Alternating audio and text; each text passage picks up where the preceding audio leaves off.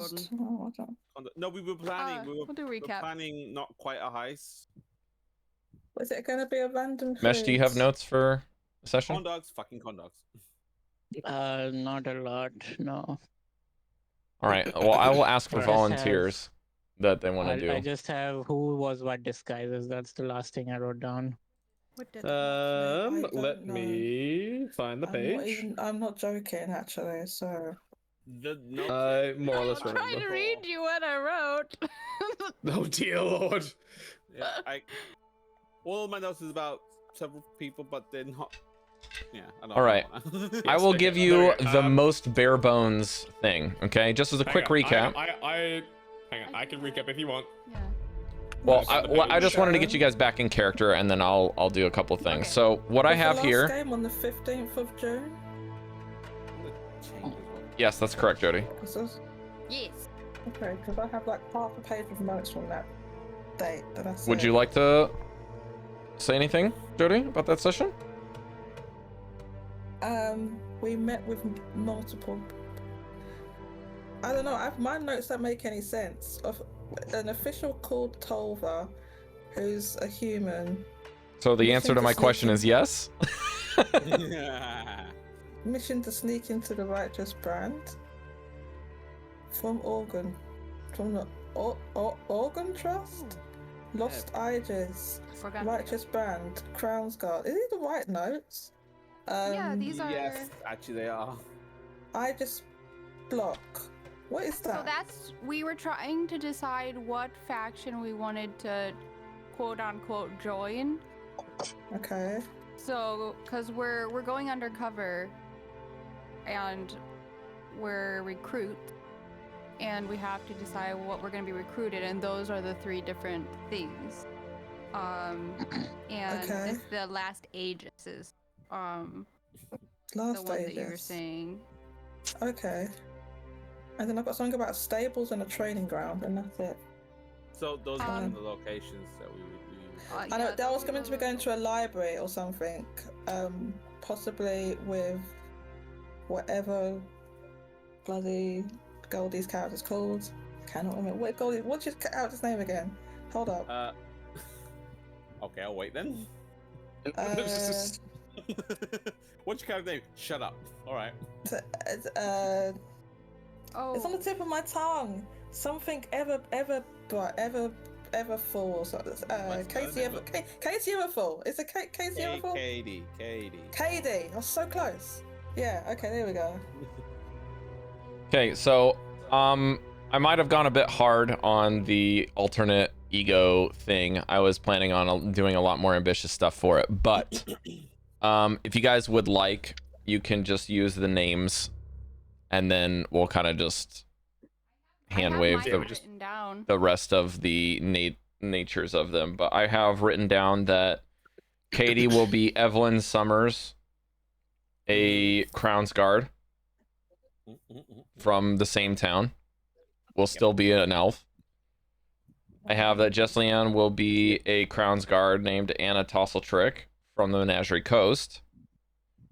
I have Layla will be Rose Nyreet, who will be with the Righteous Brand from the Menagerie Coast. Ruka Farron Gray will be Dante, also Righteous Brand from Menagerie Coast. And Shifa will be a Righteous Brand from Rexentrum named Naren Hidebearer. Naren Hidebearer. As a result of this, hang on, my music just died off. I have to reset it. Shifa has been given an earring of disguise. I think I have one too. He's a robot. I will say multiple earrings of disguises to distribute. Make it nice and easy.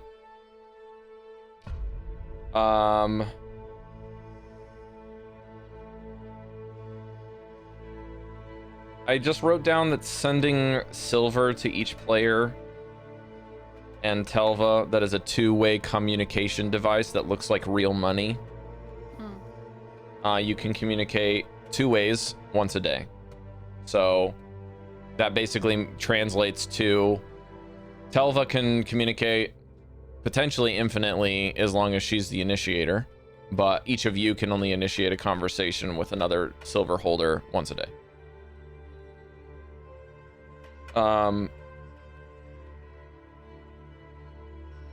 I've given the party some locations and some of the people, but you're given the understanding that these are just initial leads. There is likely many more locations and places to investigate. I did not write down what I gave you on purpose because you were responsible to remember them.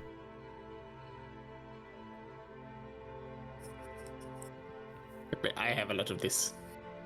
I wrote down that AT knows about aormatons. So I'm guessing that's the Ogden Trust is the AT. The Ogden Trust is the spy network of the government for Ogden Trust would be OT, not AT. no, AUGEN, Ogden, like augment. AUG. Mm-hmm. Oh, then okay. AUGEN Trust. The Ogden Trust is the military they are Dwendalian Empire spy network.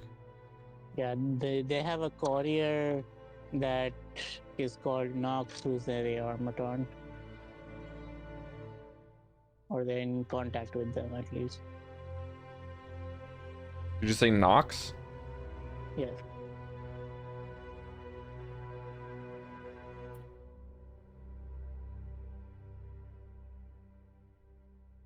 I believe that they said that the Nox was not quite as... The Aegis is using the courier. That's what I have written down. Yeah, for the Aegis. Last Aegis, LA. Okay. Harry, any other final notes? I will say that basically you've been dismissed. You have your missions, you have your loot that has been promised, a la costuming and weaponry that can be used on rent. She will give you some escorts for the morning.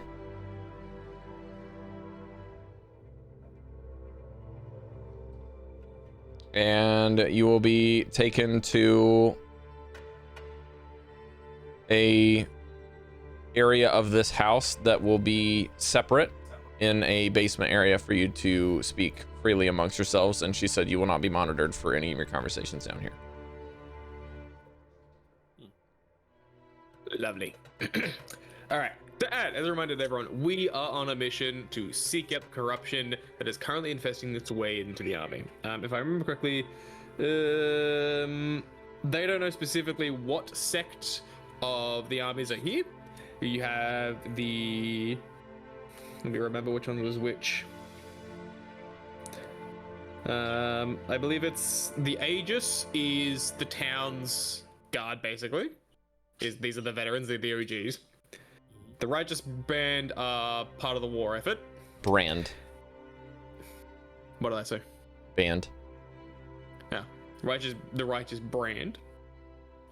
Part of the war effort. There was a fourth one who I'm pretty sure I wrote down. For fourth one? There's only three. Sorry, a third Ogden Trust is the one that's giving you the mission. Righteous Brand is the military. The last Aegis is special security guards that are sensitive to the imperial structure of the government. The Crown's Guard are directly law enforcement from the Starosta, or the Starosta. Yeah, that's right. That handles civilian and internal affairs for the city. So we're on a mission to seek out the corruption in here. We're not inherently too sure where it specifically sit, which is why we're all split up a little bit. We picked these roles primarily for the factor of it's a lot easier to slip into the crowd, because if we went with the veterans in the town, it might be a bit more difficult because it's like, hey, I know you're not anyone's fucking son. This is weird. Where if it's a bunch of just newbie faces from nowhere, a lot easier for us to get into that. But yes, we don't know exactly where the corruption is sitting. We have to find that information out and hopefully find out any extra information and provide that to Telva. Is it Telva or Tolva? Telva. That's it. So to Telva, a few noticeable places that we were told about were the gatehouse, the training yard, the checkpoint leave office, which is the library that Jody's mentioning. So basically, that's where, what was it? Was it letters and other things like pretty much like, there's a lot of like numbers and traffic that go through that spot, wasn't it? Hang on, let's state the things you said. Gatehouse. Yeah, gatehouse. The. Let me just reread this. Yeah, the gatehouse, the training yard. You've got the Aegis Block stables. And then the barracks, and there's a secret supply point side stall that exists, but if I remember correctly, she didn't quite know where it goes because it kind of zips around a little bit. As all noticeable locations where we might be able to find more information. With the... She gave you her leads, that's it. Yeah, pretty much. She gave us our leads. The Righteous Brand Barracks was the lead for that secret supply stall. And the supply point in the market area is also with the Righteous Brand. Yeah, so you have those. You have the checkpoint leave office, which is another way that we could go, which is the idea where Jody was going to be sent. You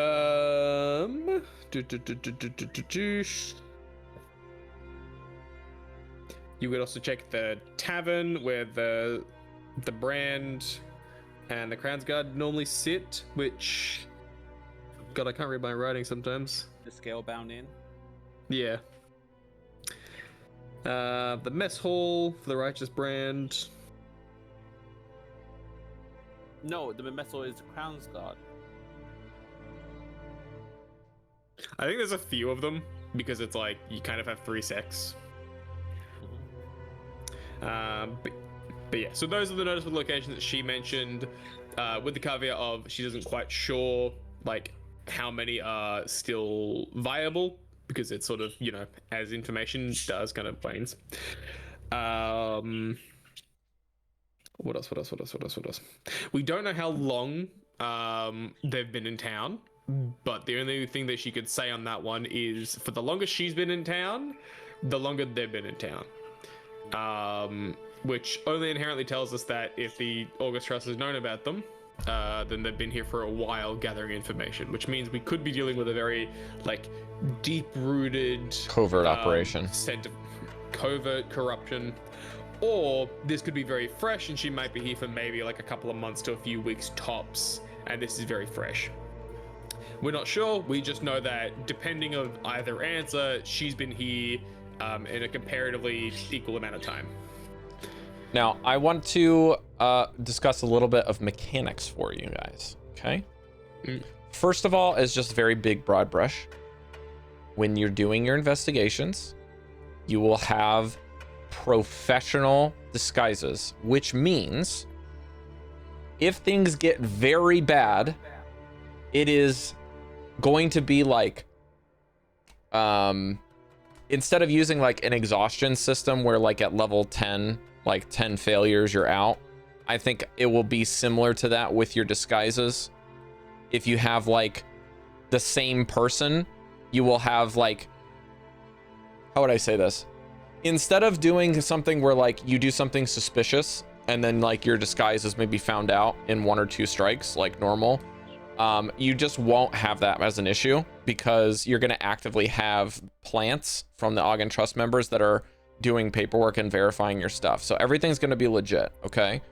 That said, if you do something suspicious that's like really, like a really bad roll, I'm going to be making some memories for some of the NPCs.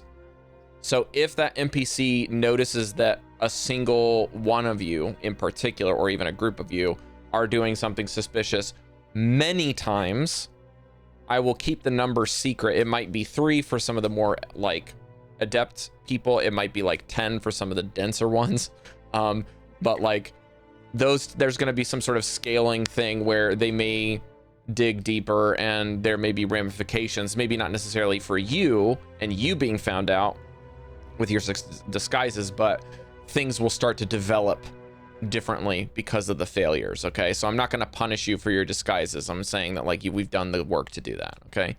Now the second thing is that that doesn't mean that you can be extremely bold with what you say. That will basically, there will be opportunities where if you do things with them that it will be a failure and that's a closed door. Like there's no more investigations probably that are going to happen. You can keep trying to force your hand, but it's just going to be more and more obvious that that door is a closed door for you, okay? That's going to be the general gist of that aspect.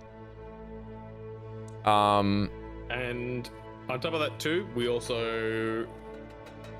don't all know each other. That's sort of like we're keeping an eye on, like, we're in this mindset of we do not know each other outside of maybe some, like, it's like, oh, hey, I've seen you from, like, primary school or something. I saw you when you were young. Nothing more than that. And I believe with how we set it up, it was me and Layla sort of knew each other because we're both Righteous Brand. And then you got Caidi and Anna, and then, sorry, was Shifa also Crown's Guard, or was he something else? Or was he also Righteous Brand? Also Righteous, it's us. You're also Righteous? Okay. Yeah, so it's us three, and then you've got Cody and Jess Leanne as Crown's Guard. So yeah, it's a sort of a vague, you know someone, but we're all meant to be new, fresh faces, more or less don't know each other, working independently as a team. First day of school. Yeah.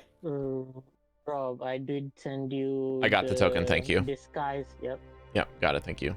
When it comes to your investigations, there is this mission is meant to be that you guys can choose to stop whenever you like. There is a potential that based off of the rolls alone you find nothing, but there's also the potential that you find something and it ends up being wrong. There's all kinds of stuff like that, okay? So I want you to know that there is not going to be any clear direction. This is going to be very similar to what a real investigation is going to be like, and something that's like really hard to find. So this is a little bit different than when I ran the Icewind Dale thing for the 4 of you guys without Harry, because the Icewind Dale thing had a definitive, easy thing that was going to happen after a certain amount of time. There was a murder that was going to take place that I had written behind the screen. We're not dealing with murderers, and we're dealing with something that's already happened that needs to be investigated. So you might find certain things. What I will do is there might be some other events that might take place, but if you're not investigating them, I'm not going to be like, oh, that didn't happen this night and you missed it. It will be something that kind of is like a video game where, like, when you uncover that thing, the next time you'll get the information of when that event might happen. But if you don't if you don't get that lead, that result doesn't happen. Okay. I'm just trying to give you guys a little bit of how the screen might work, like in the game, like until you find out something might happen, it won't happen. Now, there's probably going to be some things that, depending on what you do, I'll just have like behind the screen of stuff that I can just use later. That'll happen. But you need to also realize that the leads that you got shouldn't be the only places you investigate. So if you want to go rogue and you want to go be like, I want to ask this person if they know about something else that aren't these locations, you can do that. You can do that here. You can be like, hey, I think this is a better idea than what the leads are, so I want to go try this. Or I wonder if there's a different location that I don't know about. You can ask about those things. And I might be able to direct you in that location. Or if you ask the right people, they'll just tell you that something else exists. Yeah. So good luck, in short. I think you're going to have a good time, and you'll feel like there's a lot of stuff to do, but at the end of this, you'll be like, well, we can stop whenever we want. Yeah. And you have a little bit of amnesty in a certain sense. I want you guys to take a few risks here and there. So I want you not to feel like you're locked out of that. Yeah, because we do have a little bit of a time limit. We have a time limit of like 2 or 3 days in game, isn't it? I actually don't remember if I wrote down if you had a timeline or not. I remember we had a sort of, it was a semi-soft one, but that's primarily because it's, or maybe it was just of when we start because we had to like join up with everyone else. So maybe that's what I'm thinking of. There's a whole bunch of If anyone Wasn't it else that has a there's gonna be verification more in their notes that they soldiers wrote coming? down that there is a strict timeline, there will be. But if there is not, then I will allow that to be a bit more loose. I don't have anything about a timeline, and I don't remember anything about a timeline. No, maybe I'm just thinking of like the, hey, you guys have got to like decide now because I've got to get you in for like the people coming in. I don't remember if there was a timeline. It might have been something that you guys had imposed on yourselves that you wanted to be done to go to a certain place in a certain time. Yeah.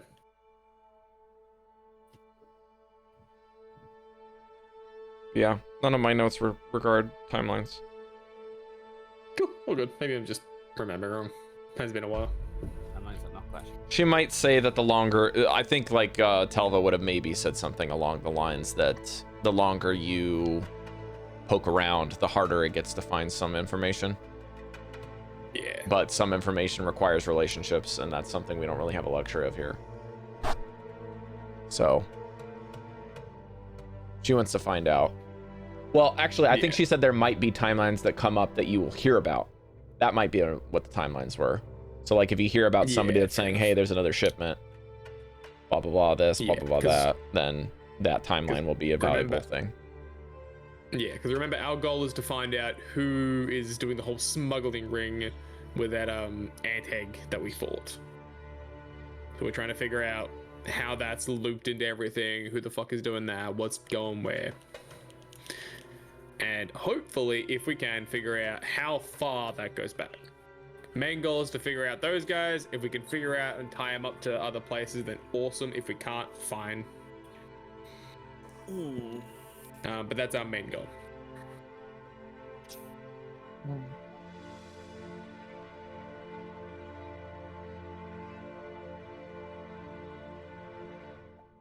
So you guys can bed down, mark a long rest. And then you will have your two folks escort you. I don't believe I gave the Ogden Trust members a name. I think you did, no. So we'll just say It was there's just one the gentleman guys. and one lady that escort you. The lady looks to be a bit more wizardly, and the male looks to be much more like a kind of a fighter, ranger, rogue type. And they also will tell you in the morning, like, we have silver pieces as well. If you need to bail out, you can come try to find us. We're not going to be easy to find, but if you can get out of the areas, we'll hang out in the mess hall. So you have two. Basically what I'm telling you now is you have all of your silver communicators that you can communicate with each other and with Telva, and then you get one more with these two. And let's just say it doesn't matter which one. You can talk to them anytime. They'll be disguised as bouncers at the tavern. How will we know who they We are? love them because we've seen them before, and we're like, oh, it's them. Even though they're probably going to be in a different set of garb, but we'll know. We have to wear these we have to wear these armbands to show that we're not part of the military. Oh, there you go. We're just mercenaries. So we're gonna look like you get, like, basically one of them will dress up with the righteous brand to take you guys. Let's see, the smaller group, so the Crown's Guard, that will be taken by the lady who has the wizard's robes, and she will just be dressed up more like a Crown's Guard, like accountant and like desk worker. And then the gentleman that's gonna be more fighter focused, he's gonna be dressed up like a kind of a courier, and he's gonna deliver the righteous brand folks over. So you guys are gonna be split between the two of them when you're delivered to your separate locations, but you're gonna basically be dropped off at you have a very open day. They'll say you've basically got the full first day to do whatever you'd like, and then you'll start getting reports for what you need to be doing the following morning. So today is basically your first day on the job. Is a free day. It's your travel day. But you came in the morning with the people that came in, and you'll see that when you guys are walking in, there's a pretty large group of people getting off of horses and dropping things off. The stables are super busy, so you're not even dropped off over there. You're just heading to the mess hall for some food. So that's where I'm just going to say is you guys are going to drop in the mess hall immediately, all of you, because that's where everyone gathers. It's a very easy starting point. Okay. And then they'll say, just look for the armbands and we'll be close to the door. But if you need to talk to us, you can give us a hand motion and we'll go outside or something. But use this as the last resort if you can. We can't help you fight anyone. They smile.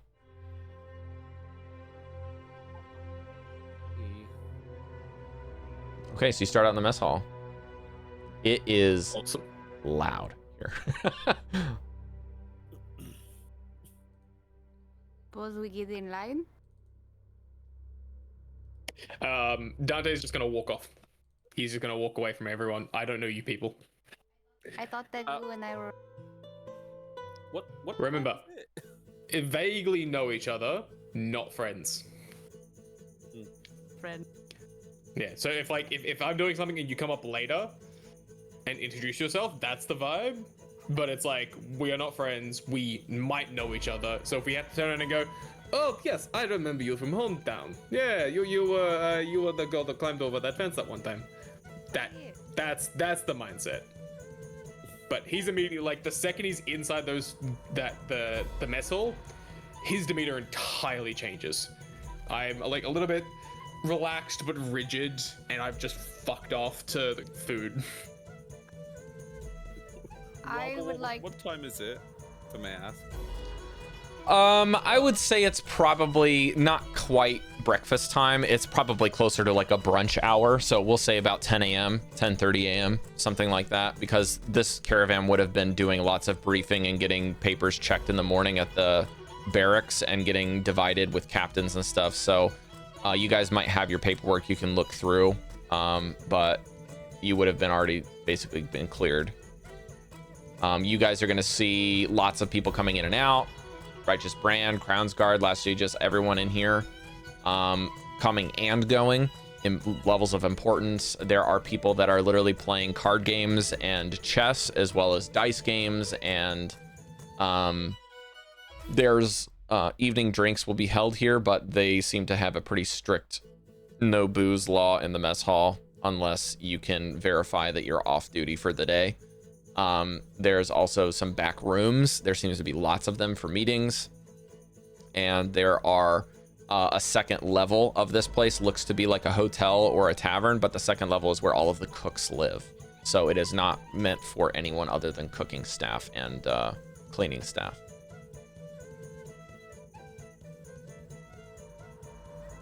I think Shifa would be just idly in a corner being awkward for now.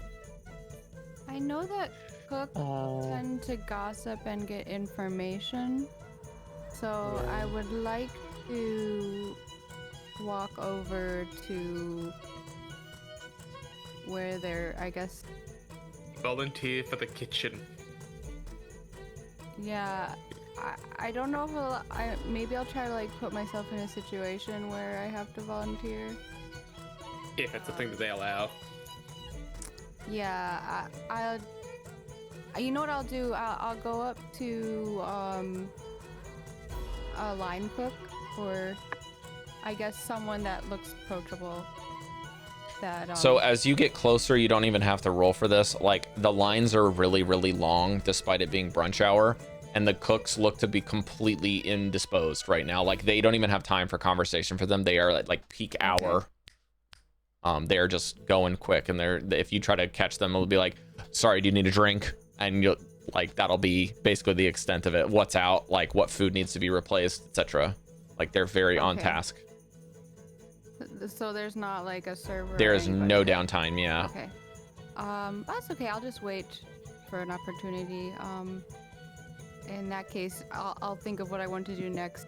Someone else can. Good idea, though. I would Yeah. be awkward in a corner, but observing, like, you know how there's in a school there's the jocks and there's the cheerleaders, and I'm identifying the groupings right now. Okay. Okay. Yeah. Give me a investigation or a what's some other checks you can make? Depending on what skill you want to use, Mesh might depend on how you get information as well as what answer you get. So please tell me what skill you're going to try to use and how you're going to use it.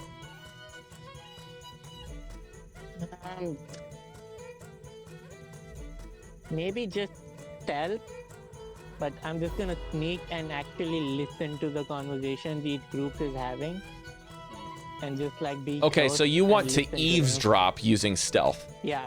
Okay. So that's very different than perception, right? Because you're trying to be sneaky Yep. about it. Yeah. Go ahead. Yeah. Again, we're kind of fudging some new rules here instead of normal stuff to kind of let you guys. 22. Okay. All right. So what you notice is that despite this place being very busy, you start noticing some information you remembered from Telva. When you look at Righteous Brand members, you can start to see that there is some pins underneath of their Righteous Brand insignia that are like similar to normal military bars and stars that delineate status, like where this might be a captain's badge, or this might be like a lieutenant, or this is a private, or, you know, something like that. So you start noticing that there is a distinct table where no one is not, like, despite how crowded it is, there's no one except for high-ranking officials by Righteous Brand in that location. There is unequivocally at every location where gambling and or gaming is taking place, no problems between Righteous Brand and Crown's Guard and Last Aegis individuals. Everyone wants to rip everyone off, and it doesn't matter. They have no qualms with who they are. There might be more heated arguments at some of the tables when it comes to who's losing, but when it comes to participation, there is no quarter. Anyone can join on those tables. Furthermore, because you rolled so high, you do end up hearing a pair of individuals talking, and one of them, I would say, let's say that, roll me a d6. Actually, you know what? No, don't roll me. Why don't you tell me which of the three groups of people you would like to sit near? And then I will have you roll based off of that on which information you get. The social gossiper. No. The three factions. Excuse me. Factions. Oh, okay, factions. Which of the faction members would you like to get nearest to hear information? So I'm righteous. We can probably get that the easiest. We'll do Aegis. The Last Aegis? Okay. Yeah.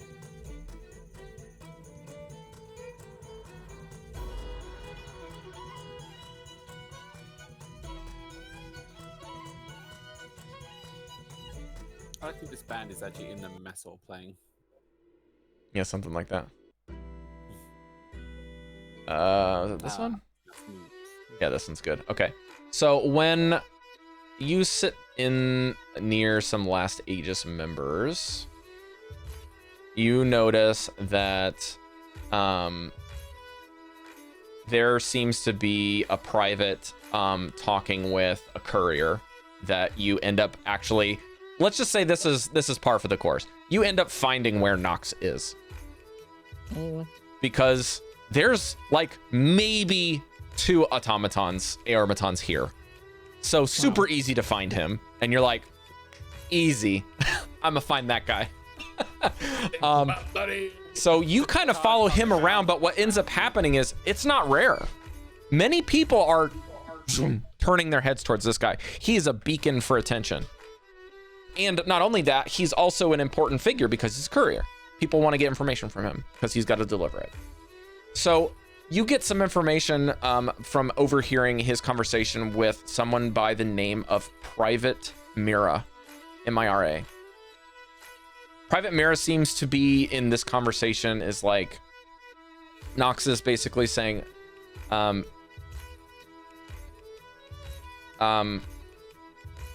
what is it that you wanted? And Mira, this Private basically says, it's very quiet and hard to hear.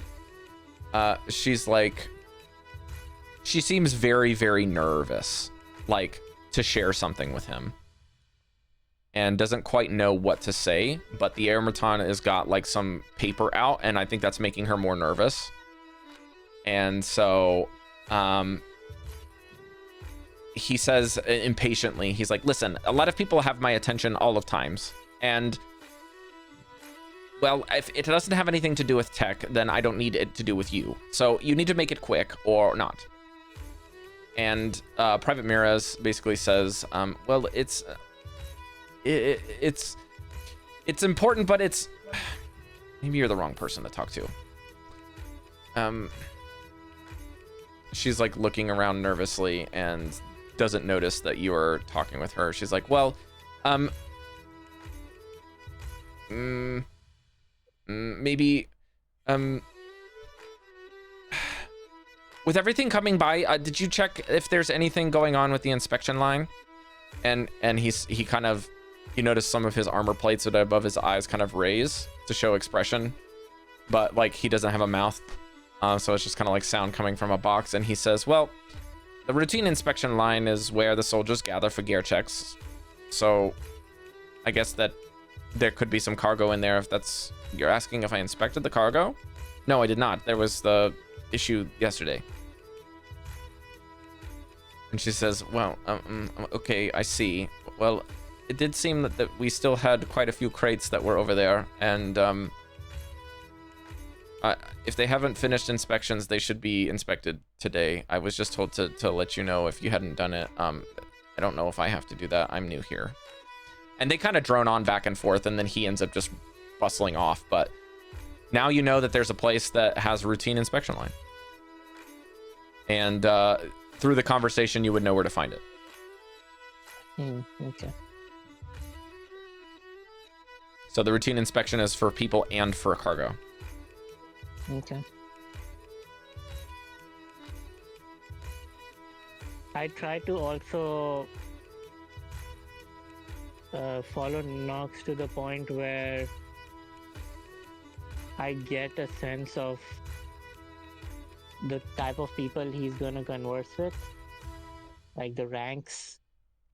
Well, after he finishes with this lady, Mira, he just shuffles off to the captain's table. The captain whispers something to him. He writes something in the note, closes it, and then he exits. Like, he's very much like, here, there, out. Done. There's no wasted effort with this gentleman, or this automaton. He is the center of attention, and he doesn't seem to like it.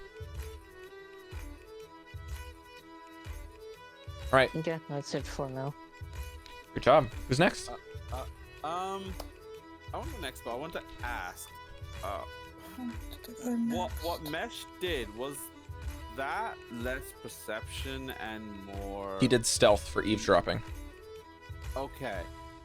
What I want to do is that Caidi would probably be sitting down, and I would have an outwardly appearance that I'm a little bit overwhelmed, and to anyone who would be looking at her, it would be a case that I'm trying to...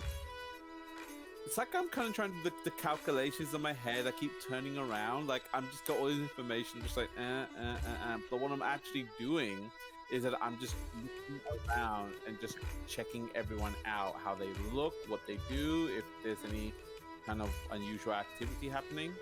Okay, so if you want to look around and not make it an act, that's going to be perception. If you want to make it an act, I will say that's probably closer to performance. The performance side of it is just to make sure that whoever's looking at me doesn't see that I'm just like that, but I am more inclined to be using my eyes than anything else. I'm telling you, what skill are you using? It would be perception. Okay, well then you can't perform. Yeah. Okay. The performance was strictly just like, hi, I'm not doing anything. Not 19. Okay, perception of 19. Which group would you like to sit nearest or observe more, I would say? Because you're not eavesdropping, you're trying to observe.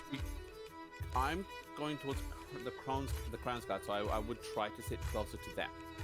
Since I got the actual outfit on it anyway.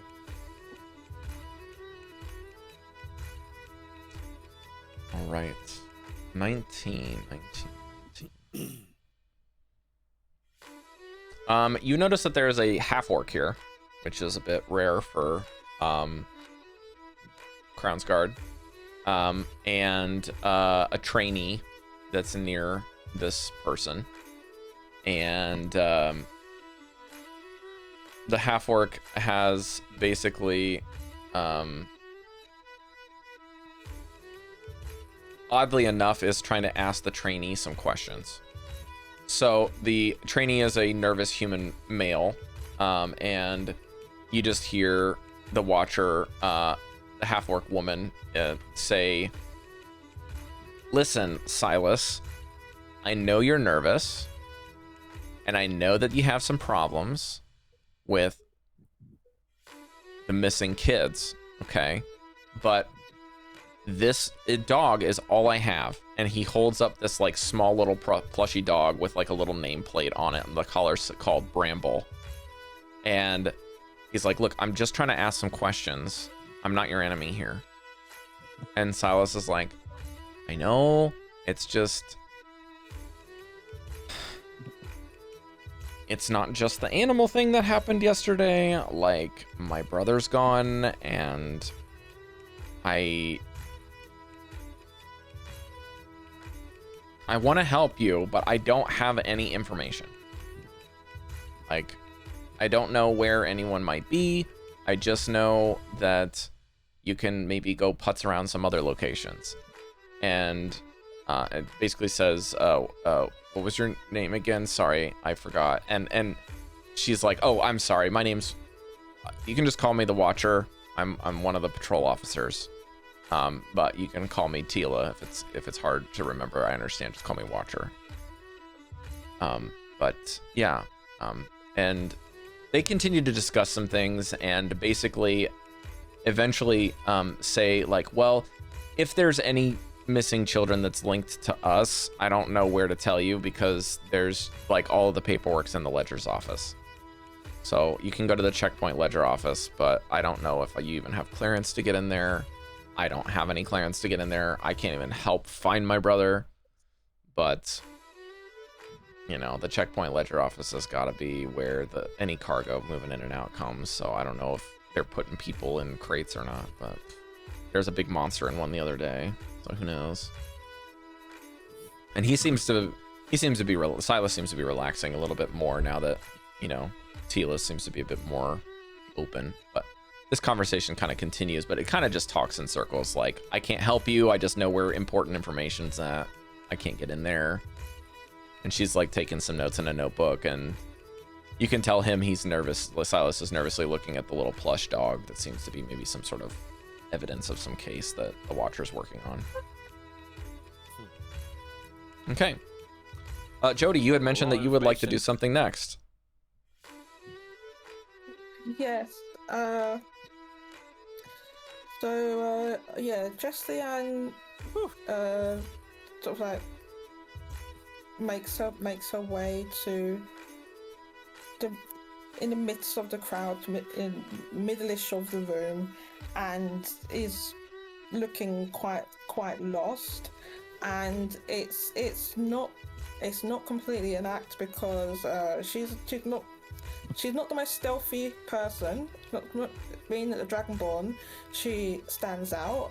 Her disguise has changed her normally iridescent green-blue scales to just kind of more of a matte black. Her Crown's Guard uniform is very clean. She's conscious that it is clean and freshly starched, and makes her look like a librarian, which is coincidentally quite a good thing.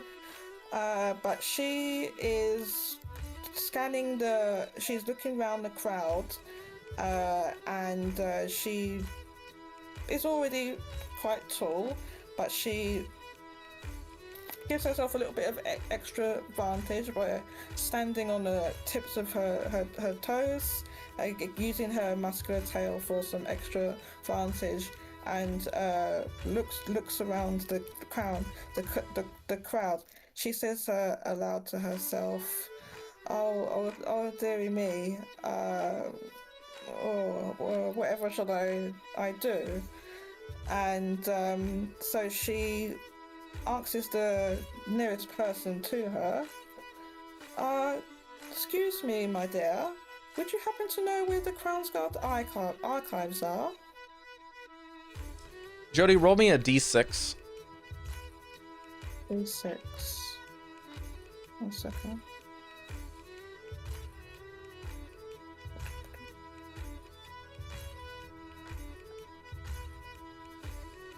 I got a 2. A 2, okay.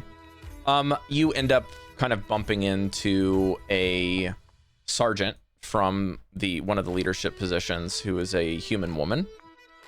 And she has no hair with tattoos in the place of where the hair might be. And has a very strong expression.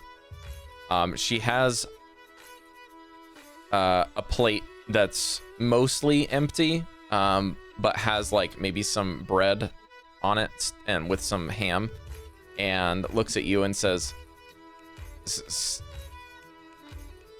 What did you want?" Sorry, my dear. I'm not your dear, I'm your sergeant. What is it that you want? Speak plainly. Pardon me, Sergeant? Thank you. She has a righteous brand symbol on her chest. Sergeant, if you might help a fellow comrade, I'm looking for the archival or Crownsguard archive room or library. I was told that such a thing was here at this location, but I'm quite lost. I don't know anybody here. You just get in today? I'm quite the muddle. Yes, I arrived today.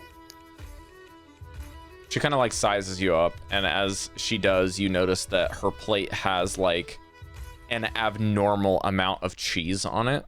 Like there's loads of like partially eaten cheese over everything, and it looks like she will not finish this whatever is on her plate because there's no more cheese on it. So she seems to be going up for more cheese seconds. Just a bit odd, but yeah, sure, her breath smells really badly. And she says, well, I'm with the brand. I'm the field trainer, so I can't really tell you much about that sort of thing, but you could go over there and talk with, oh, what was their name? You said it was the archives? Yes. I don't know, man. Hang on a second. The archives. Is there archive?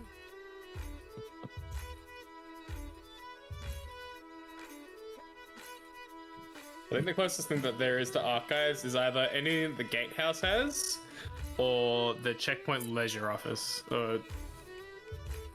Yeah, why does she'll follow up and say, I don't know what you're talking about when it comes to an archival office. We don't really keep archives, but what kind of paperwork are you looking for? Are you looking for like personnel stuff? Are you looking for stuff to get your paperwork approved? Are you looking for the inspections? What are you looking for, like cargo ledger checkpoint or? No, I'll have to ask out of character. Briefing? I'm not. Sorry? Briefing? I'll have to ask out of character here because I didn't. I don't recall the exact, like, if I was meant to have a particular thing I was like to say I was looking for? No. I didn't. No, Okay. you don't have any. Well, This then- is well, full, pure player direction. Like whatever you guys want to do. Oh, okay. I can just make it up then. Yeah, Yep, yeah, hunting. Fair enough. We're hunting. yeah. You guys are flying blind with the exception of the little leads you got. That's about it. That's the fun part. Okay. Ledgers on cargo and personnel would be most helpful. Alrighty. Well, you can. Let's see. I know the lady in charge of Also, the ledger office is maybe not gonna allow you in, but you can maybe go talk with maybe go talk with the captains over there at the Crown's Guard table and talk with them. They might be able to help you out. Corporate captains. Okay, thank you. Yeah. And also, out of just pure personal interest, I was wondering if there was you had any books on the local flora and fauna.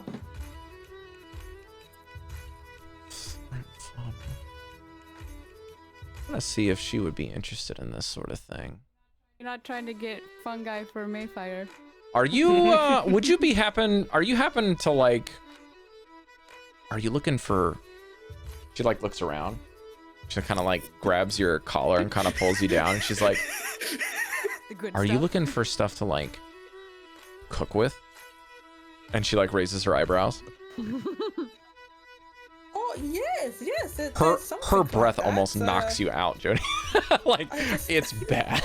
It smells like Lindbergh, just like and Jessie Ann has a really good, keen sense of smell. I'd make a she's, constitution save just for the humor. Let's see what you do with this. Which Con save. Constitution saving throw? Yeah. Okay. I'm sure you'll be fine. Okay, I got 22. 22. Yeah, you just basically feel something at the bottom of your base of your throat come up, and you just kind of like close the nose slits in your snout instinctively, and like kind of just you start talking a little bit like this, and kind of like swallow the back of your throat, just like, yeah, maybe. Yeah, you're fine. So she kind of winces, but trying not to show it on her face. Oh, but maybe it's there a little bit. Yes, well, you see, I was hoping to make something a little special, a little bit more exotic. Now you're wearing Crown's Guard stuff. Why don't you give me a general persuasion check? The DC won't be too difficult for this, but this is just to make sure that there's something kosher between the two factions here and nothing goes, like if you roll poorly, then it'll be like no info here. Persuasion? Yeah. So this is a 15. Oh, that's more than enough. Yeah. You were just looking for a 13 there. So she says, well, if you're looking for cutting, if you're making something with,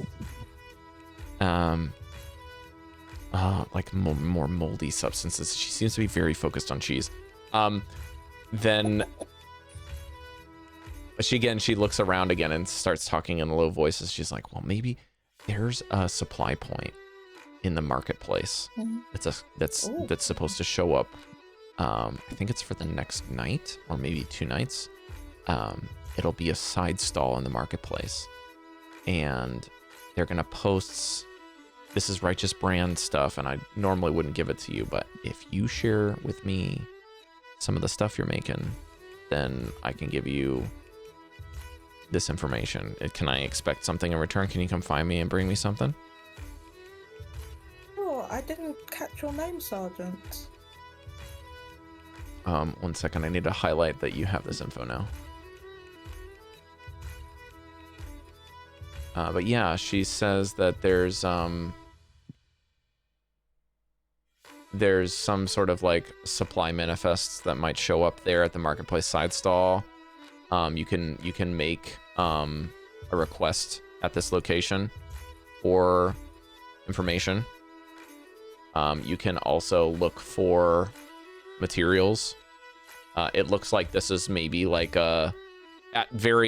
this could be one of the things you're looking for, but this could also just be like a place for like low-ranking officials to like get food from home.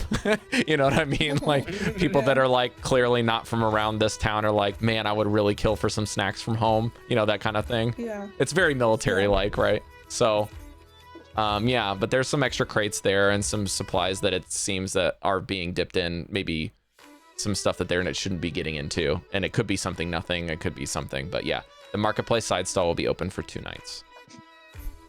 Marketplace side stall. Let me get the individual's name to you really quick. Her name is Sergeant Zella Mar. And she is a bald human woman with tattoos on her head. So she's pretty hard to miss unless she's got a helmet on.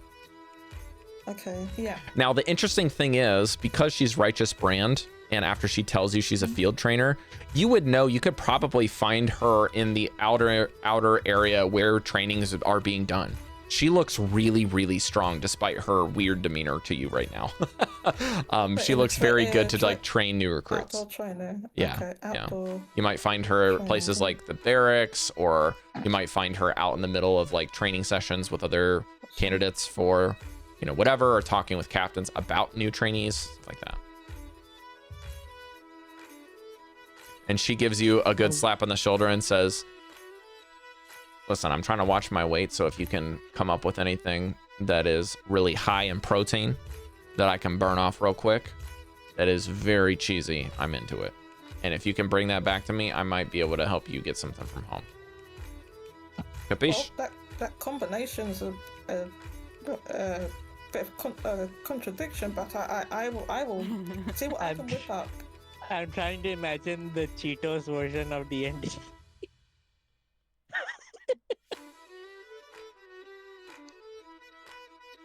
Alrighty. Well, I've got a date with some more food because I need to finish up before my break ends. So yeah. I'll catch you later. Yes, yeah. What would you say your name was? Okay.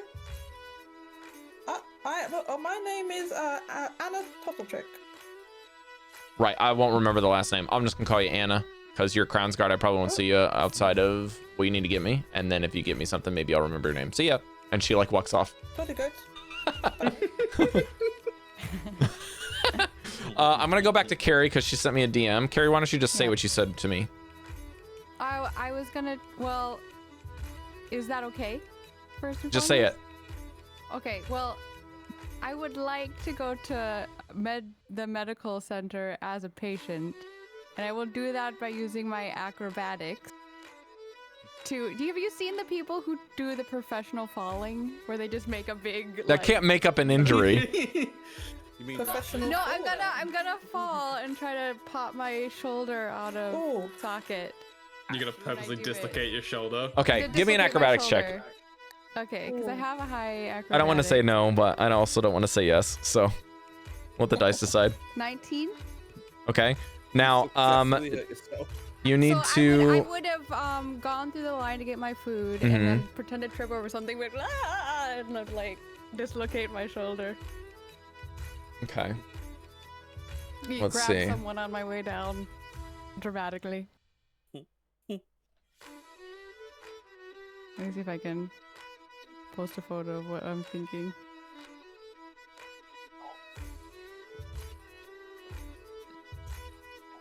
You did the soccer player's gamble where you just fall over and cry. Yeah. Sorry, I just read one of these characters. Are you Crown's Guard, Care? No, I'm Righteous Brand. Righteous Brand, okay. I believe I would. Because they're military.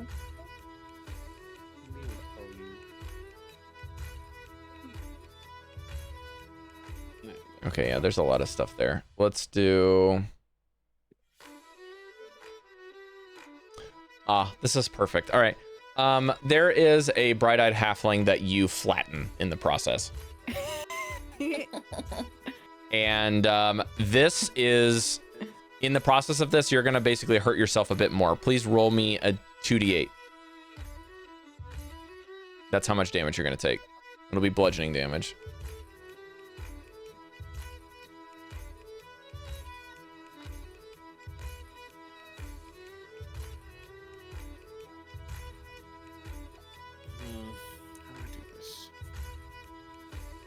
Cari? 14. Yeah, it hurts. You basically hit the edge of some table, and then you crack something on your shoulder on the pauldrons of this sergeant, who is not happy to be flattened. Now get off me! Get off! So sorry. So sorry.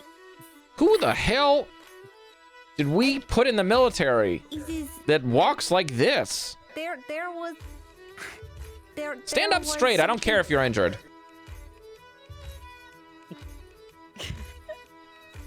Is there a medical place? She like wipes some noodles off of her face. Come with me. Very much. I am Sergeant Vea Selwick. You will remember your sergeant's name. Come on. And I will tell you this, Layla. Despite your lack of social cues, this person looks to be a very pleasant person most of the time. Okay. But you have just ruined their day. And she says, now, I don't want us to get off on a bad start. So tell me your name. And she's like trying to calm herself down while walking you out. My name is Rosemary. Where in the hell is that accent from? Are you from the ocean? I am from, well, close to the ocean. Did we decide where I was gonna be from? I think I said I was gonna be. I believe, if I remember correctly, it's pretty much all Marquesian because it's the Righteous brand kind of comes from that direction. Yeah. Ish. You can just say Menagerie Coast, I think, is what I had, That's what General. I was thinking, yeah. I'm from close to the ocean. Is Menagerie Coast? There's a florist there before here. Oh, I guess the florist makes sure that you're clumsy? I don't know. Yes. Sorry, I just... Hey, can you hold on a second here? And she basically shoves you out the front door, and as she does that, she stops by the door and seems to basically just be standing there looking and smiling flirtatiously with a private. But you can give me an insight check. This does not seem... Insight check. 20? Dirty 20? Okay. She's looking at this individual because this private, as you can get a glance of him, seems to be really looking pretty down and maybe alone. And she seems to be trying to cheer him up. But also you can tell with a 20 that she is actually eavesdropping on a conversation by a nearby table before exiting the building. She seems to be a bit of a gossip. And then she quickly exits the room and pats this gentleman on the back and walks you over to a place to get yourself stitched up. I hope you got enough in your stomach before I take you over here to the doctor to get all mended up, because this is a doozy of a fall, and I think you might have dented my armor. Thankfully, I didn't get food because it might not be in there anymore, you know. I literally don't know what you just said. Okay, let's keep going. So, what were they talking about? What do you mean?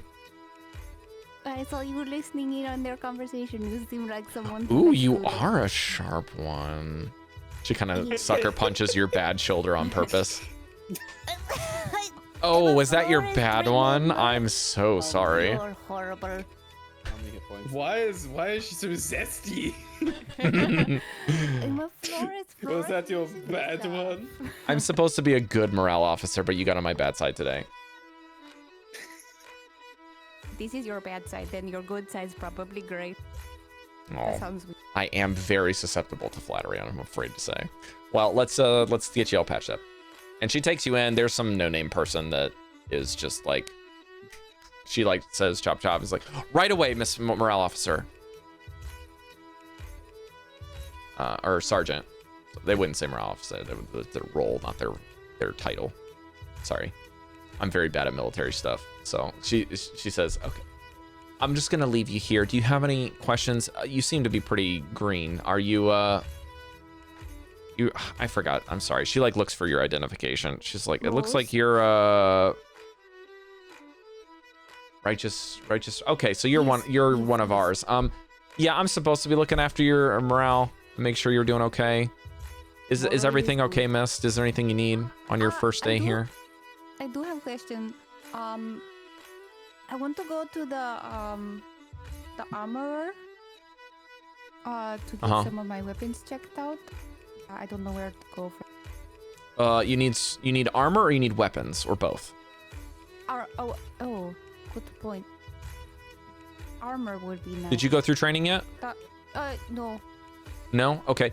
Oh, that's weird. You're supposed to be trained before coming, but if you're from the Menagerie Coast, do you see her like doing some mental math of your story already? So she seems to be already trying to like deconstruct your story a bit. She says that you can go to the barracks common room. You'll find some off-duty folks there gambling. Don't talk to them. Just go to the front desk, ask for what you need to, and just wait, and they'll get it for you. Yeah, I'll do that. There's a lot of distractions in there, so just try to stay focused if you're trying to get in there. I'll do my best. Anything else? Tell me what. I didn't catch that last part, Cari. You're not gonna tell me what they were talking about. Roll a persuasion check with a disadvantage. Okay. Persuasion. No, I won't give you disadvantage. You can just roll. Okay. Well, I have a +1, so it's not the greatest anyways. Yeah. But I do have inspiration, so 16? Yeah, that's good enough. Okay. Yeah. My arm. Nice to hear.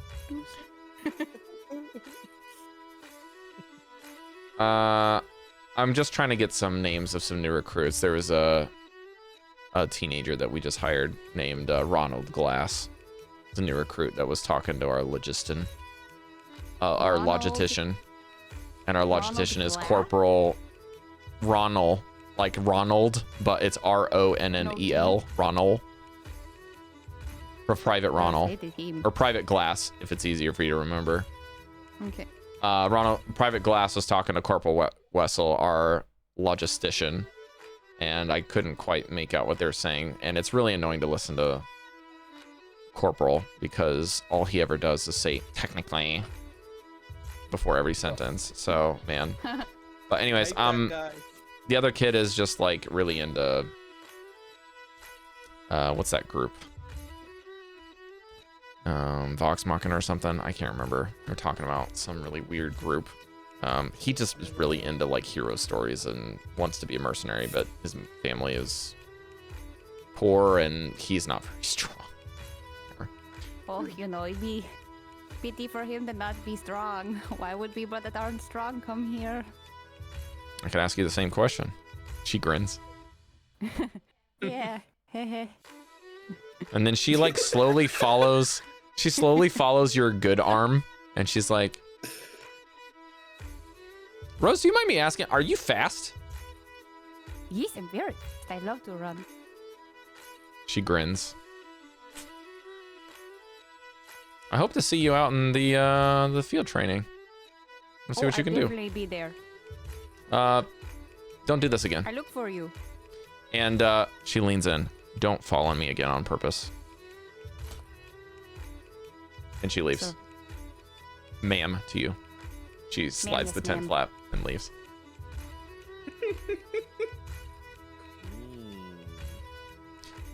I believe there's one person that hasn't gone yet. That would be Mr. Harry. Yes. Hello. Or Dante. Okay, so Dante's goal is to go join a card game. My man, I have made so many card games. You have no idea. Let's go. Okay. I'm just trying to think. We got What would be the we got poker. best, like, I'm kind of tossing up whoever looks like currently the most disheveled and annoyed, or the someone who is doing too well. You saw a halfling woman escorting me. Yeah, I was gonna say. As I like dodging people, I like see it, just like Look of concern. So Harry, would you like to play a card game, or would you like to play a gambling card game where money is on the table? The Mahonic.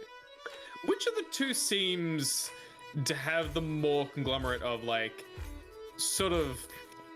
I will tell you, there's no either here nor there, but you can look for one that has more members of a particular group. I'll let you say that that's how you can look for them. Okay, because it's like my goal is to look for anyone who is like not perfectly dressed up. Like, because you've got people who are like, everything's fucking done, everything's set up. I'm looking for the motherfuckers probably within the righteous brand who, as close as they would be to like, they're not following the code very well. There's certain things like someone has like an overgrown beard and whatnot. I think Just that's going to things be that, more like- the last Aegis people are going to be like that. Okay. So if you want to find those type of guys, those guys are gambling for sure. I don't think they're playing a casual game. They're here they're here to get their wins with something other than the military. Yeah. So if that's what you're after, that'll be there. You know what? Yeah, I think I will, because the last Aegis is they're the vets, aren't they? They're the vets are told. They're the reserve force that are here. Yeah. Well, the vets. So yeah, yeah, definitely them. Okay. Highly trained, stay out there. They're the restless. 6,000 members at any given time. Okay, let me just delete this. I can delete this. Delete all the things. Right. By the way, Kara, I was thinking about I would get up and just slip over the same puddle that you made. Dante, they welcome you to the table and ask you, do you want to play what we're playing, or do you want to learn how to play, or do you want to play a different game? We're kind of fine with wrapping up where we're at now. We've played quite a few hands today. Well, it's a few more, eh? All right. Well, we're playing the long jump today. Are you in? I mean, but what is long jump? All right. Well, basically, this is a last Aegis special. We made this up from watching kind of like the general competition, where you set the bar and then you got to run up to it and jump over it. There's certain heights, and the higher you jump, the harder it gets, right? That's what athletes do. But for us, sorry, this is a dice game, not a card game. Apologies. When you play, we're gonna set a height. We'll do an easy one for you. We'll do 10. Okay. So for this particular game, one second, I gotta pull this up.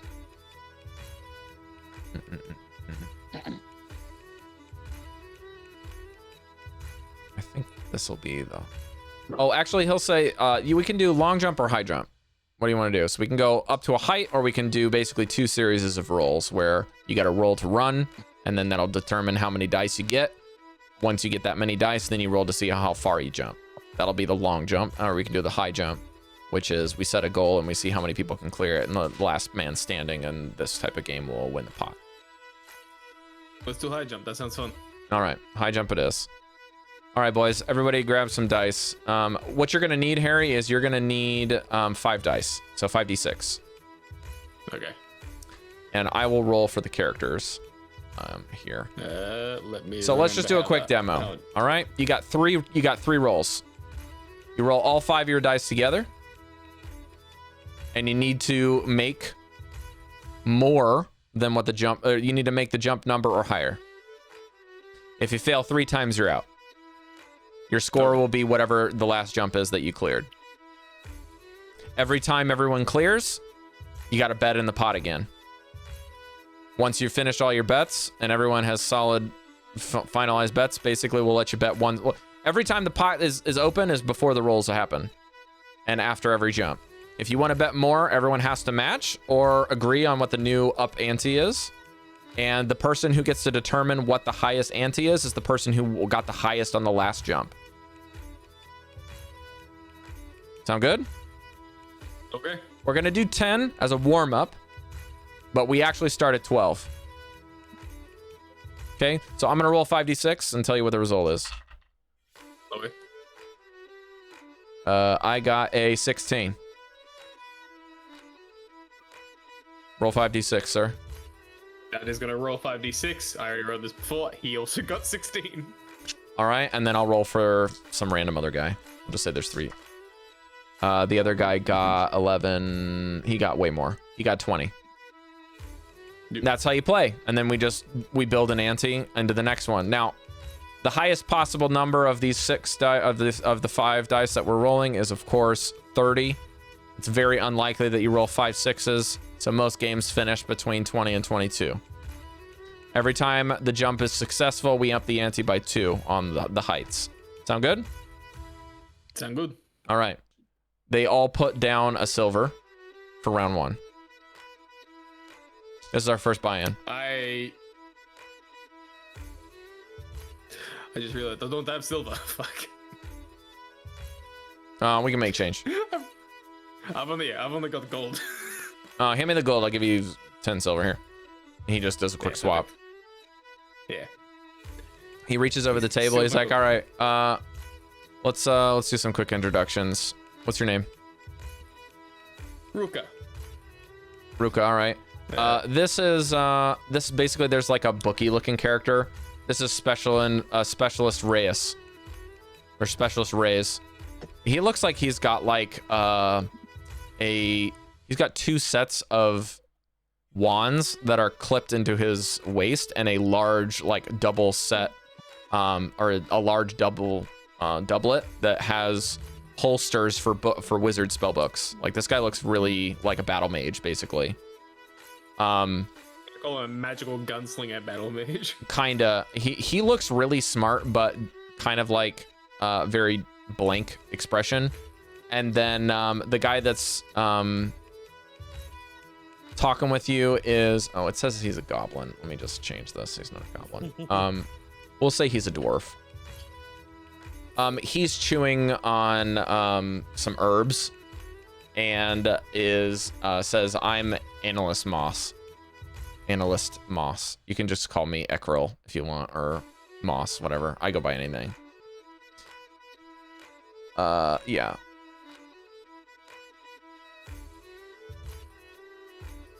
Oops. Ekril dwarf. Reyes is Reys.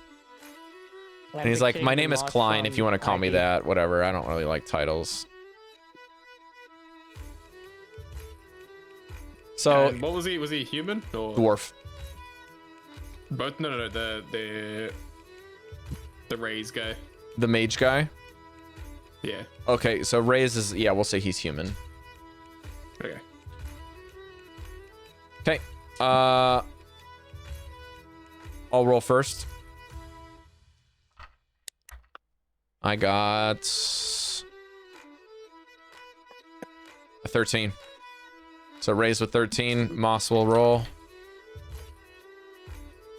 He got 16. And Ruka. Rolls dice.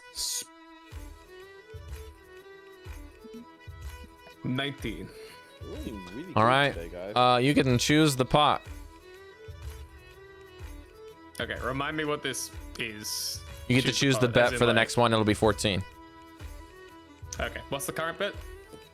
The current bet is just started. We started at a silver, so you can choose what the next bet in is. All right, let me just write that so I have a mental note.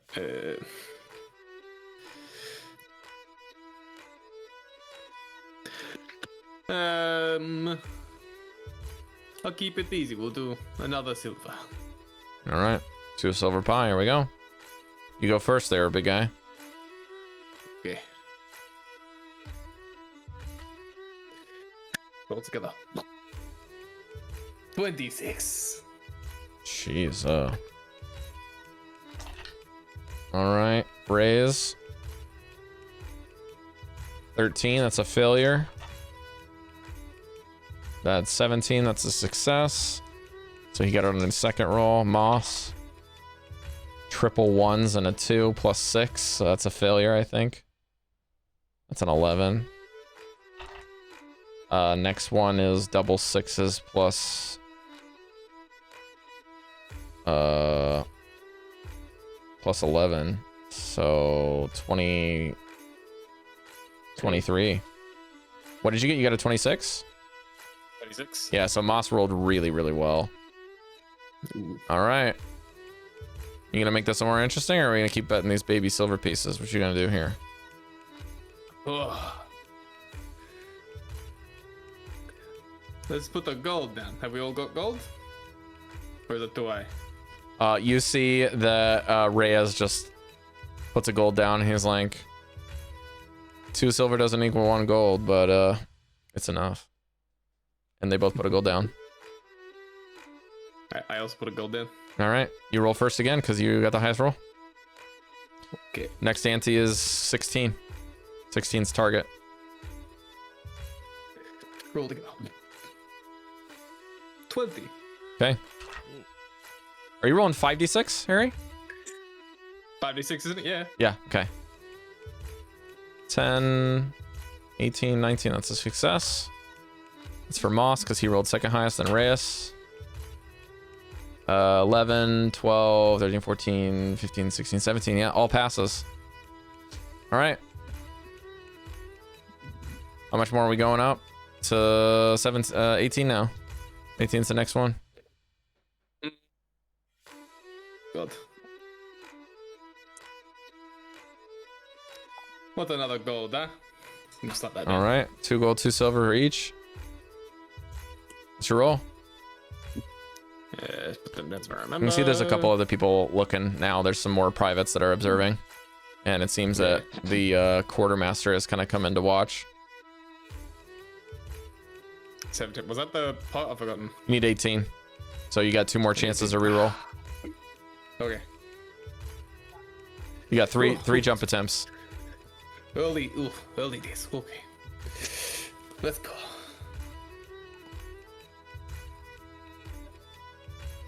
Yeah, beats it. Yeah, 18's good enough, I suppose. Then you just see Moss roll 3 6s. And he doesn't even count it. He's like, he doesn't even count the rest of them. He just sees the 3 6s. He's like, well, I'm done. So that's in total, it's 20 or 21. And then you see Reyes kind of get a little nervous. He's like doing some mental math about budget, it seems. And then he's gonna be like, okay. 10, 15, 16, 17 misses it by 1. 12, 17, 18, 20. So what was your roll, Harry? 18. Okay, Moss leads. He's like, all right, well, this is a bit high for my pay grade, so I'm gonna put another silver down. We'll do 3 silver, 2 gold up each, yeah. Auntie's 20. Raise, you still okay to stay in? Nope. Like raises an eyebrow. He's like, yeah, okay. So Moss rolls triple 1s and just like smashes a fist on the table. He's like, I'm okay. I got 2 more tries of those. 12 plus 5, 17, 18, 19. Misses it by 1. Whoa.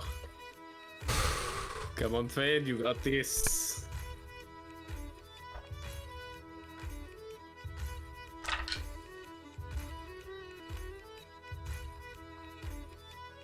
He rolls 2 2s, 2 1s, and a 3. He's like, looks like I'm out. Reyes, I think, got second highest, so Reyes is gonna go. Oh dear God. He rolls 3 5s for 15, and then a 2 and a 1 for 18 and misses. Then he rolls again, rolls triple 6s plus 4. So that's 20, 22.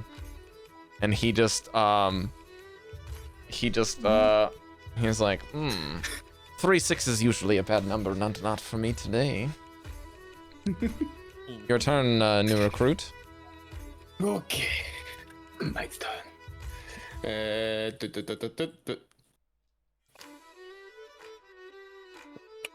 Not enough. Collect them all.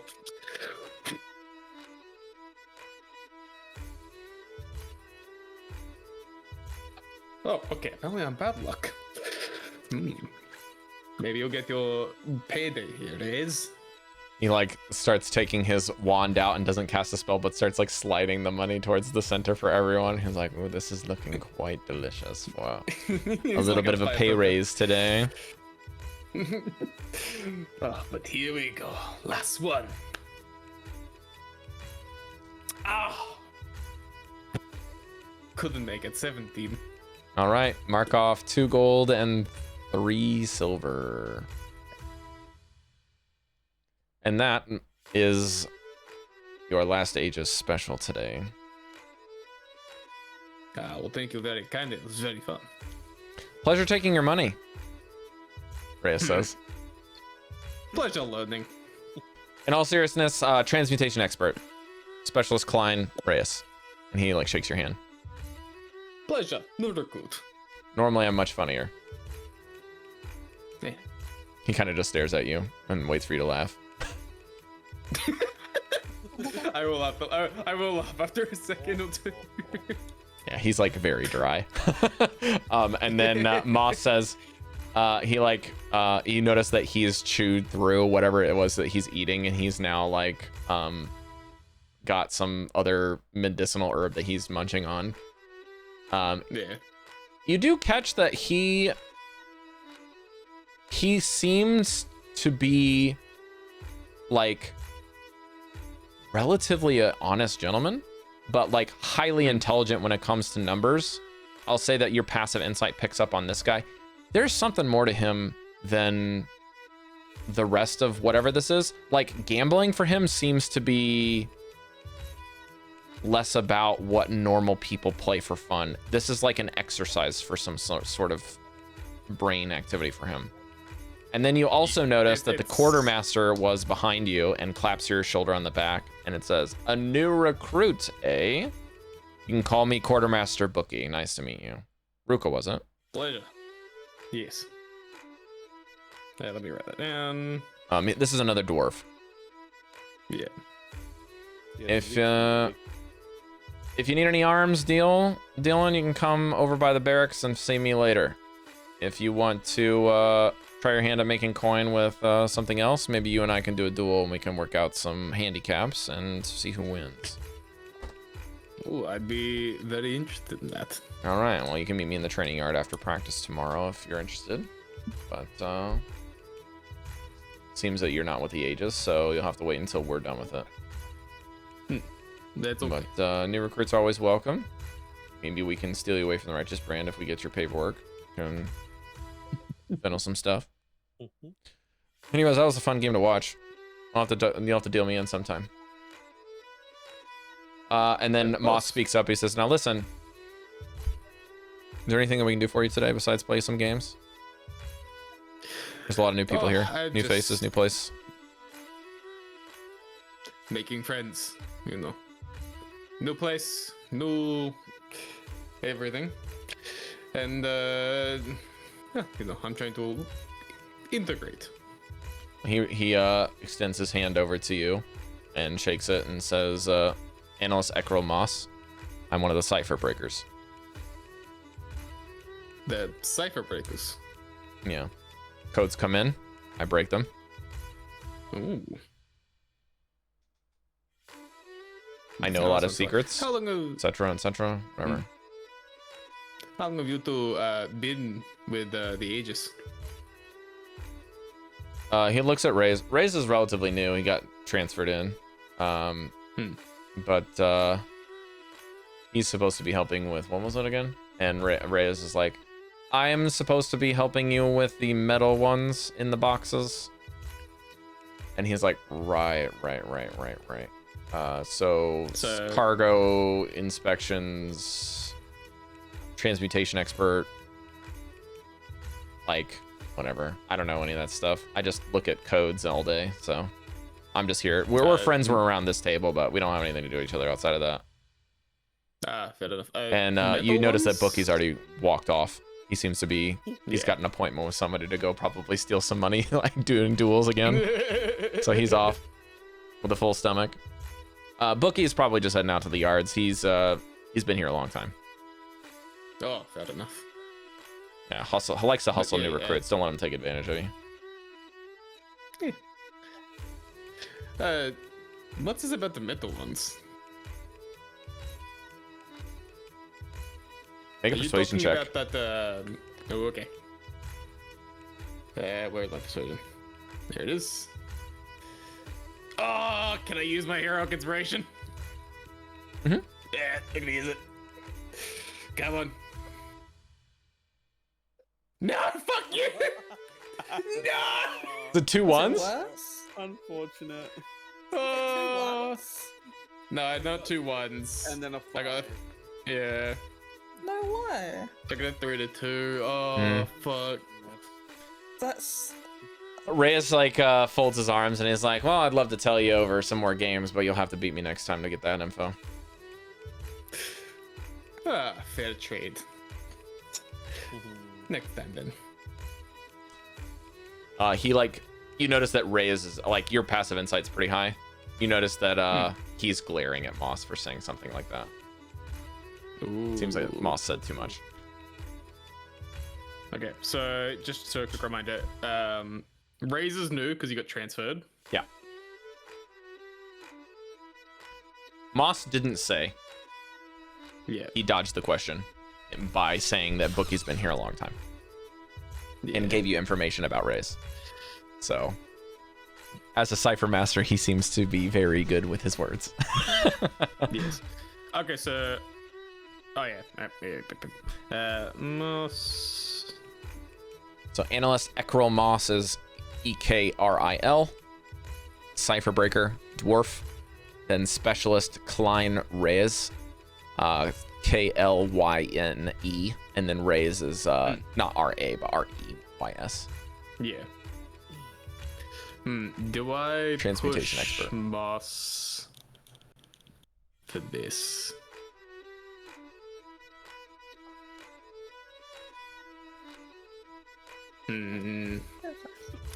Is it more vital to because it like if I point it out, he's gonna know that I'm quite perceptive with things. Do you want to make an insight check instead? Yeah, I think Trying to I like will. read the room here, basically. Yeah, Basically, insight vibe check. yeah, inside vibe check. I'd like to vibe check. Yeah. All right. What be those vibes? 18. Okay. Well, I gave you part of this already, by that seems that your failed persuasion, general, first impression, mixed with what Masa said, and Bookie being around has kind of made both Klein and Moss nervous. Okay. They do seem to be, surprisingly, they seem to be a little bit more cooperative than you were anticipating because you gambled with them and you lost.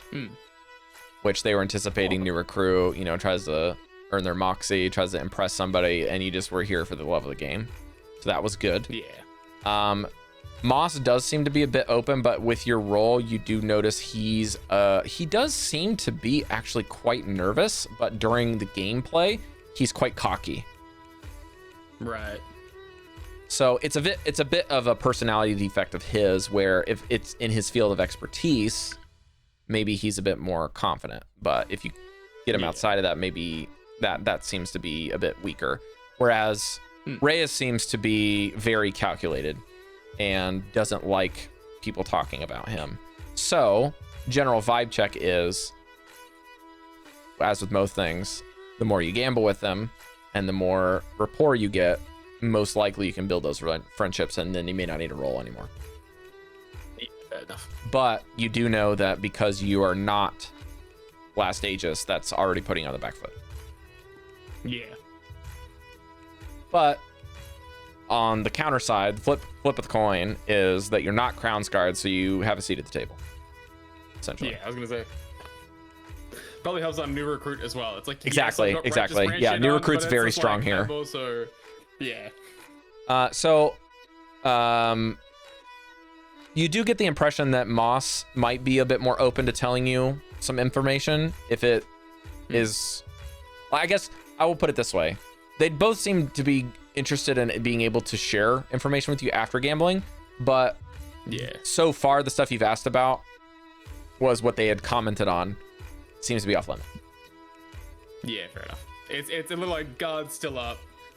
Like they're like, okay, this guy's kind of okay, but like we've had one fucking game. We don't really know what's going on here. Cool. I think I'm gonna hang around these guys and possibly just gamble for a while. I'll do some. You did notice that after all of you have kind of had something happen, time has elapsed. People have had different conversations. Ruka has done some gambling. Rose has been kind of carted off to a different area and will be back later. Cari, you can mark off 1d8 of healing from the medical staff.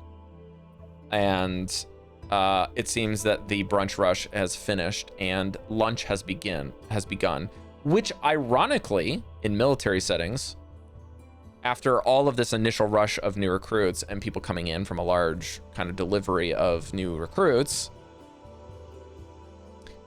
schedules seem to be in order. And so things are down to a system where it's not a big rush anymore. Everything's on rotation. Squads come in. This group is finished with their shift, so they're walking in. This Righteous Brand shift is now their designated lunch hour, so they come in. And the only thing that is irregular is the people whose days off and are seemingly here to hang out. And then, of course, leadership seems to be on their own schedules. You do notice that people seem to be moving a lot more people out than are currently in. And a lot of the captains that are leaving, that are staying, have moved from the mess hall seats to the back rooms and are now in meetings with people. The cooks have also slowed down, but Rose, you are currently getting patched up for just a couple more minutes, so you will notice that. I'll let the others kind of go first, and then basically while they're doing their thing, you'll probably be able to wander back in or go to a different location. Yeah, what would you guys like to do next? I was thinking I'm gonna trade my inn in the cook area for volunteering to help in the sick bay area instead. Sick bay, okay. I don't have... Not sick bay, but like, since I'm already at the clinic, there's also gossip there. But if you don't have anything for that, I'll let me look and see if I've got some way to get you out of there. Figure nurses hear everything too.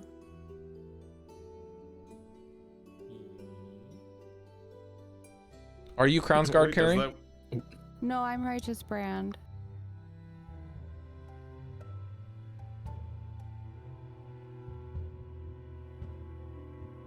Sorry, I've been watching too much Star Trek, so I said sick bay. No, it's okay. Let's say...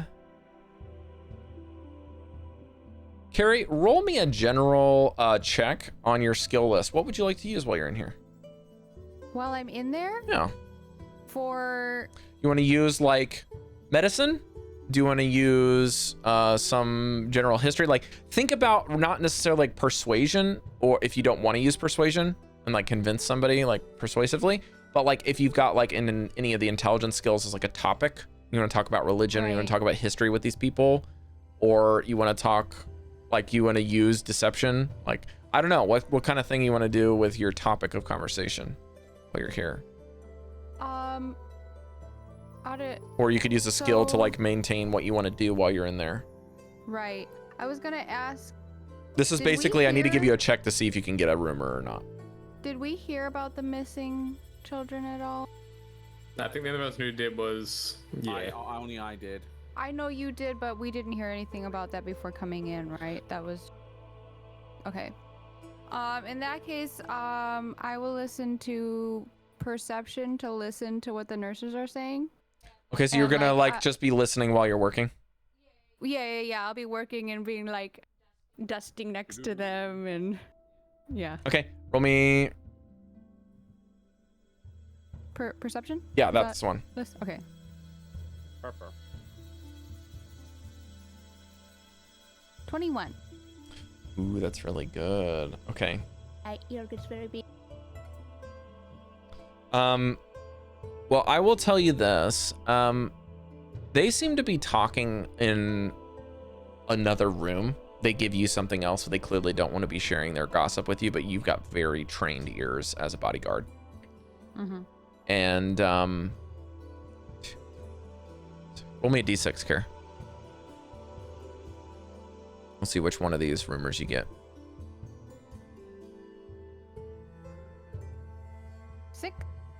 6, okay.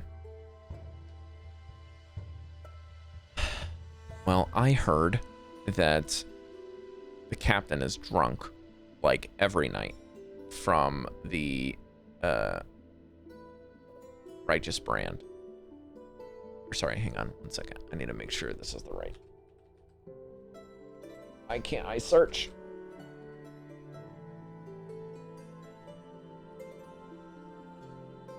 Yeah, I hear the captain of the righteous brand is drunk every night. And they're like, well, of course he's drunk every night. He's a dwarf. What do you think? Captain Drevik is always drunk. Well, it's not just that. I think that he's in debt by like a really... Can't hear you. He's in debt. In debt, okay. And he's in debt to some pretty bad people.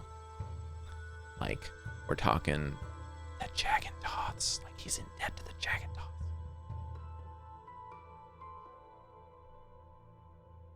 She's like, no, no way. He's a captain. Come on. I'm just saying what I heard. Don't shoot the messenger.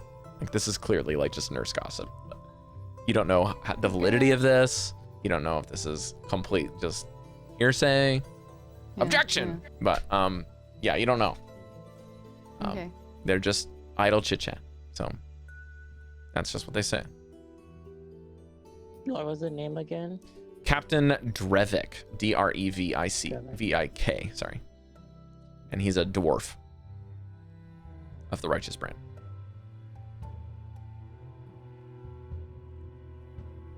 Yeah. Good gossip. Nice check. Good stuff. Okay. Now, another challenge that I'm realizing as we're playing is disseminating information between each other. So you have to figure out how you're going to communicate with each other now. And if you want to get more info before trying to do that. But I'll say that probably that better part of those conversations that would have taken place over a couple of hours. So let's say it's a little bit early till late afternoon. So somewhere between 1 and 3 o'clock by now. Why don't we have a set time to rendezvous with the two-way communicator thing, the silver coin? Couldn't we have like maybe a set time or staggered set of set times or something like that? Because otherwise, how else are we meant to disseminate the always information? meet like right before bed. We might have. I will say that where you guys sleep will be your separate groups, and then you could even say that you guys have the same eating times. So you could go back to the mess hall in your zones and say that your groups are together. Yeah.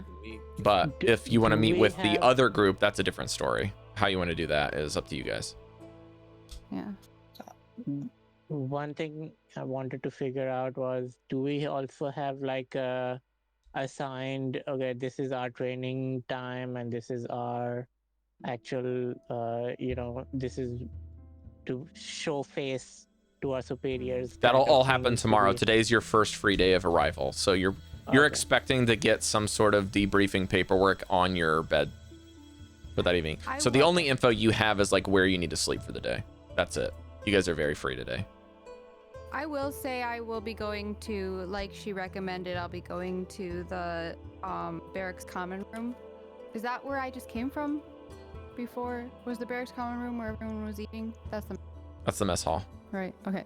I'll go to the barracks common room to ask for information on like if they can give me information on who to not piss off the righteous brand, and also like where's the restrooms, where's the like maybe a map of the area, so like where's the place that I work out, where's the arms dealer. Okay. Keep that in mind, Cari, because you just did something. So I'm trying to like distribute. Right. Okay. Is that okay? Yeah, that's fine. Let's actually. We've been going for like 2 hours. You guys want to take 5? Yeah. that sounds Okay. good. I need to eat. I just saw Jody get up and I looked at the clock and I was like, yeah, it's about that time. Okay. Let's Break take 5. time.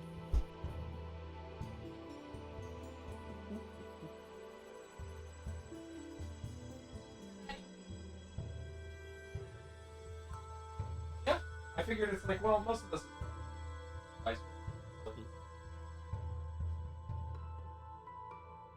We brought back then.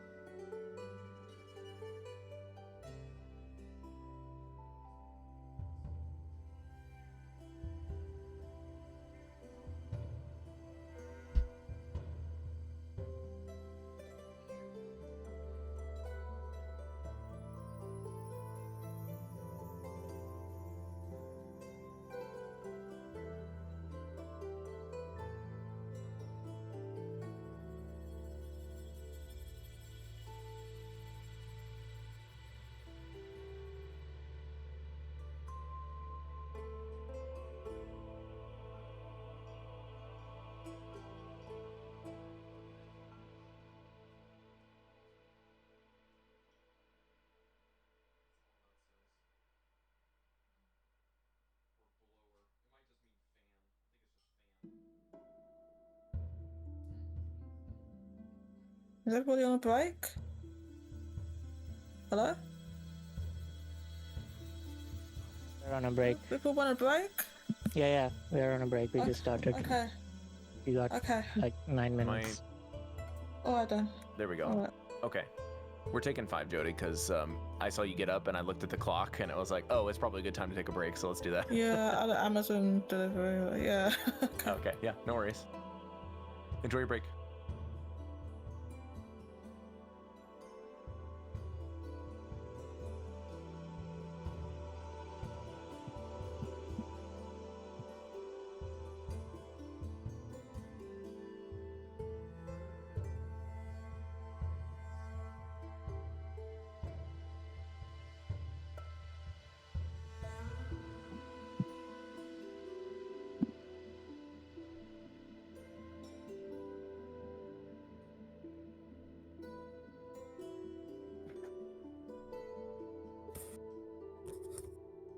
Hello, Mesh. Oh, Mesh, you did tell the others about we don't have D&D game later on today, right? They They already know. Okay. It's on the schedule. Yeah. It's been on the schedule from ages ago. Mhm. That's to make sure you know. We probably have another 2-week gap anyway, so it's not much we can do. I know, but I don't want them to be like show up and like, wait, where's everyone? Don't need that. Ooh, that looks good. Okay. If only that was a 3-star. I'm gonna jump in as soon as we start.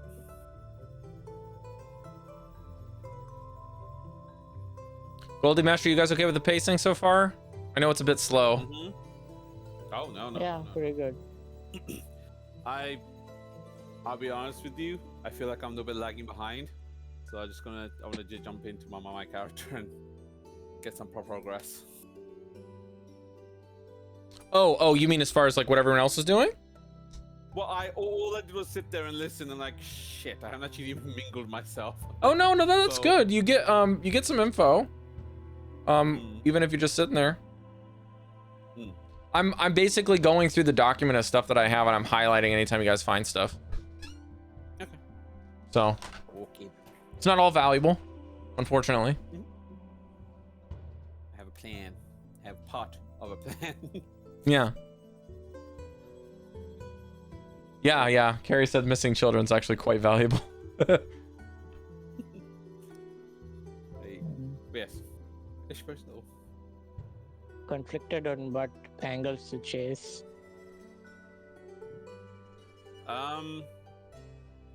Well, wait. Your one is everyone at this point only has one, so we don't know. So the only thing we can do at this current point is to follow up what we only strictly know. So your one would be the cargo or the inspection line, right? Not necessarily. We still have other angles, but we don't have new information on those angles. Yes, but what I'm saying is we don't know that information was given to us. No, that we still have multiple things to investigate, Oh, you but mean, we don't have any new information on those things. right. We have only one piece of new information each. I get you. So we could still go find more information on those things. Can't wait for our first day of boot camp. There, right there. Most I of was the boot debating camp with stuff myself. I'm gonna say is gonna be hand waved, unless you guys want to interact with it more. It's just gonna be something that's like time skipped because it's just a thing for you guys to blend in. The investigation happens outside of that. The second Mesh said, like, so you're scanning around, like, those are the jocks, oh, those are the geeks. I'm like, I could just make myself out to be like the overworked student and turn this into like more of a school setting, but I probably shouldn't. That wouldn't be good.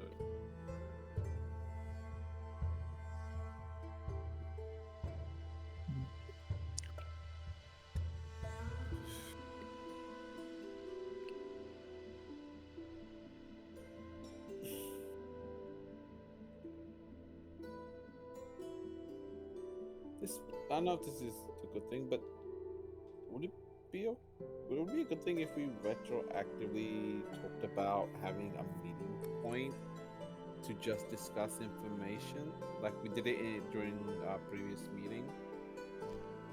I think we said that we're gonna be able to eat with each other. Okay, so lunch is Yeah. we just sit together and just like, ooh, you, and then just pass out. Wow. Hey, Oh, no. aren't you the girl who fell? Are you okay? What information do you have? We need it for we need it for the motherland. Are you okay? This is good stuff. I don't think we should be seen together as regulars. Well, again, to be fair, we're all in disguises, and if we meet up before, like, the whole idea is that we didn't walk in together, but if we formed connections outside of that, that's fine, because then it's not, hey, you walked in with 5 other individuals who, like, all at the same time, and you all seem kind of chummy. That's a little bit weird. Instead, it's like, oh yeah, I met this person, like, I watched the fucking slip over. It was fucking hilarious. I gave a shit for it. To be honest, I'm the falling girl. Oh yeah, no, you are Eileen. That's your name now, by the way. that's it. Just like I leaned. Here's the question: what kind of food were you carrying when you fell over? You're gonna be that food person. That one? Well, noodles was one. Noodles, yeah. Noodles was the other person. Yeah, you are now known as Noodles. Hey, noodles. Noodles. What you doing? Yeah, because that's a very military thing. Is just you fuck up, that's your name now. Like Yeah. Potato Girl and Potato AOT. Yeah, potato girl. That's what I went for. Yeah. It's a very normal thing. Like you get That's some dumb literally how fucking I names went to it. Potato girl. because fucking that just happens. I was gonna say that I was probably. Where did you do with my spaghetti? What were we about to say, Kara? Oh, I was gonna say before we said the noodles, I was gonna potatoes. So. Potatoes. Yo, Sasha. Why did I say that? Anyway, Sasha.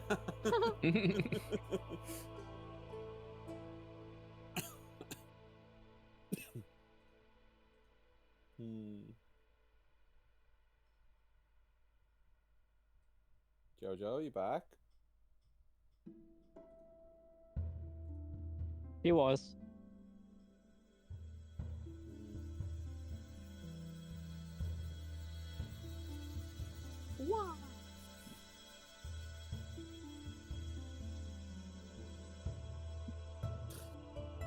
Do we? That was a snort. I didn't even do that. Do we have a signal if anything goes wrong with one of us? Coin. Wasabi! The coin. The coin. That too. But Yeah, it's also pretty much wasabis you- are. It's always the safe word. What's up? Yeah. What's up? What's up? Like, Nah, but it's pretty much like you say something on the coin and then you go from there. But I mean, yeah, as like the goal is to not enter integrated. If we end up integrating after the fact, then it's like, all right, cool.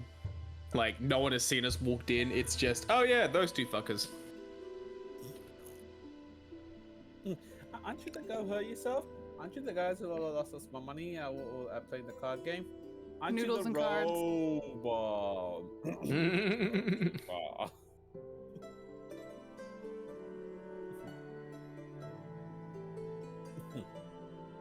Actually, by that logic, if anyone of you asked me, like, aren't you the?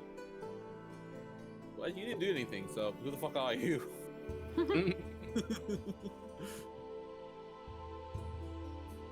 What would you be named? You haven't done anything noticeable, but if you're always skittish, Well, so it'd be skittish or something. Here's the Skitty. thing. My character is like, Caidi is just taking this as an opportunity to just kind of be a different person. So the deliberate outward appearance is KD, but with less nervousness. Like she's putting it on, and just like I'm in control, kind of situation. I feel like people would start calling you Kitty Kitty. because you're always skittish, and you run away from people. My name. I feel like depending how the next day goes, that might be the vibe. Oh. Wait till she gets no. alcohol. That's true. You've experienced that, right, Harry? What? Like You being drunk? One sip and I'm gone. I think I caught a little bit of it, but yeah. Here's the thing I'm worried about. I don't eat.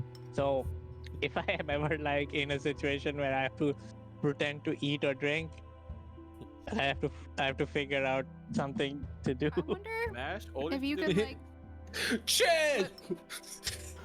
you can put it in your metal dispenser and then later on in the day you can throw it out. Just have to make sure it Yeah, doesn't but rot in they're there. gonna see that, aren't they? It's like, excuse me, let me put it in my square hole. I've seen It's people a that rot. you know when No. when you do the digital die, right? I realize that you can see on the thing then what sets people are using. So I bought this one ages ago, where if you roll a nat 20, a dragon pops out, right? And then I noticed that,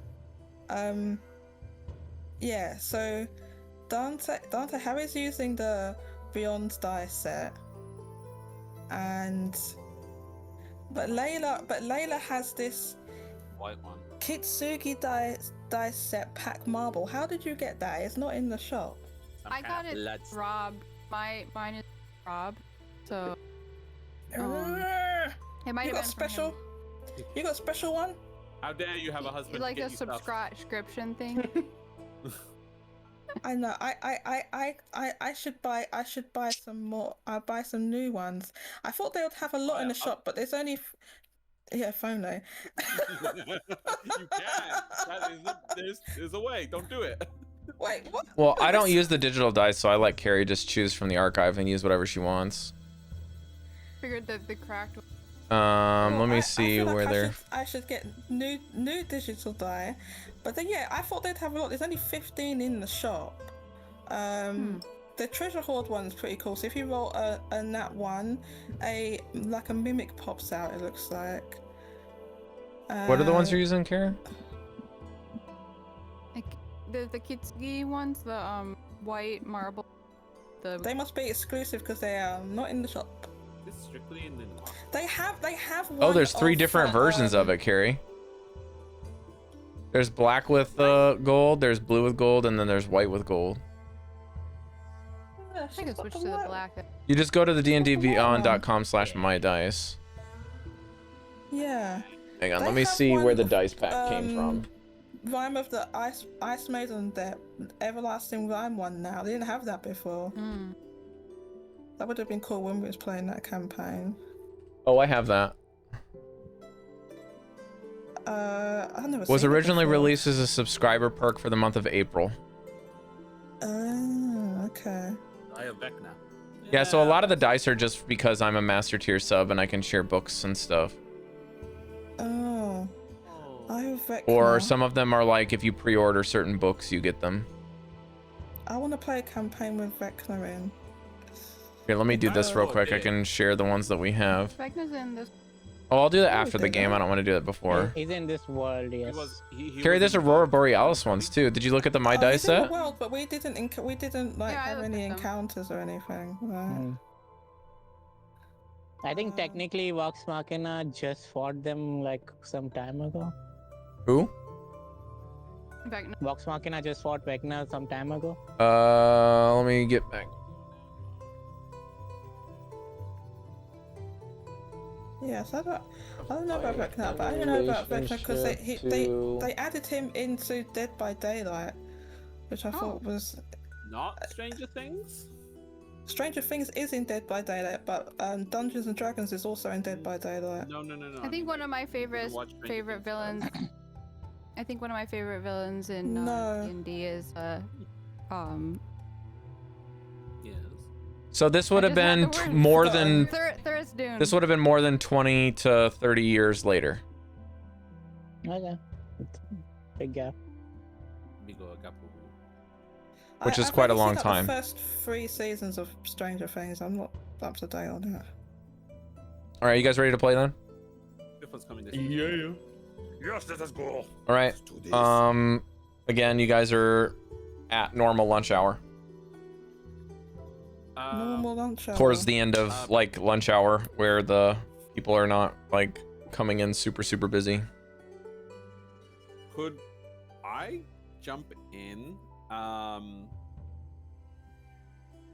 Do I still see the half orc, the what was her name? Titilva? Is she still here? Let me check.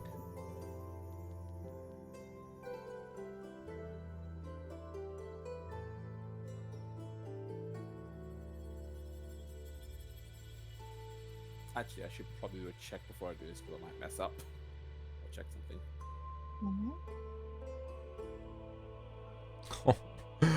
This person is so sad. I'm actually really hoping one of these NPCs that Cari gets to find because I think it would be really funny. Let's see here. Yeah, there's some pretty funny characters in here. All right. Who are you looking for? Tilva, is she still in the room? What's her title? The Watcher. Watcher Teela. Teela. Oh, I'm sorry. She's the patrol officer. My apologies.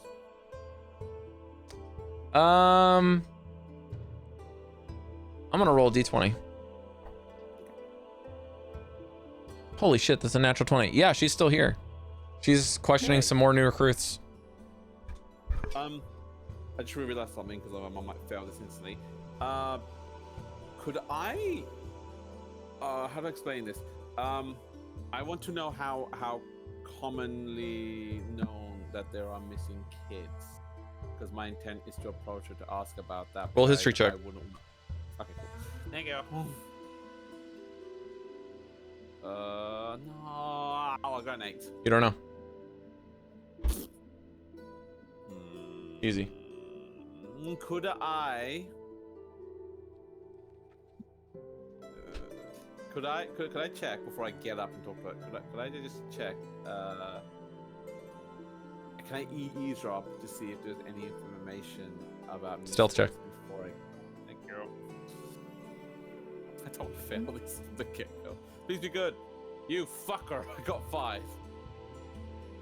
You hear a lot of really inane conversation. Actually, you probably hear about the guy that's going crazy about talking with people. Like, did you get any trading cards for Vox Machina yet? Something like that. Trying to trade playing cards. Background for all our situations. It's literally like this one guy's character trait is that he's really into Vox Machina. That's it. How do I approach this? Okay, I'm gonna get up and I'm going to go to. Oh, I have the trinket card. I'm gonna go to Silva. Shiny trinket. Stupid bear's useless. I don't know why you have that one. It has no function. I'm gonna go to Tilva, but I'm gonna act like I'm a little bit ditzy in my head and pass. Goldy, who are you talking to? To Tilva, the Watcher. There is no Tilva. Tila, for the third time, is her name. Tila confused with Talva. Telva's the Ogden Trust quest giver. Yeah. I apologize. Sorry, I'm. But the patrol Tilva. officer is Watcher Tila Gray Sky. I'll just put to the Watcher as primary patrol officer. Sorry. Can I approach the Watcher and not deliberately try and skip all the new recruits, but I just want to approach her and just ask her. Oh, she will just make her way through new recruits, see you, and then track you down. Like if you're just hovering around her, she'll make her way over to you. In that case, I'll approach her and I'll just stand there and like wait. Just wait. I'm sorry, I didn't catch your name. Sit down. I'm doing some looking for these missing kids. What did you know something? Oh, hi. No. Well, yes. Sorry. I should start again. What's your name? My name's Evan Summers. I'm part of the Crown's Guard. Are you private? New recruit. New Crown's Guard. Okay. Well, at least you're not Riser's brand. Horribly unhelpful. No, just impatient. I'm trying to figure out what's going on with these kids, and where they're going or what happened to them. Have you seen a kid in town that this belongs to and like holds up the stuffed dog? Can I do a base check if I did see someone? Sure. Like that? Yeah, you can do that. Please be good. I got a dirty 20.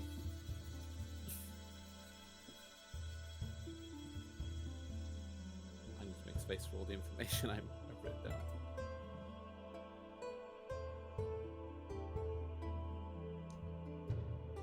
Okay, let's see here.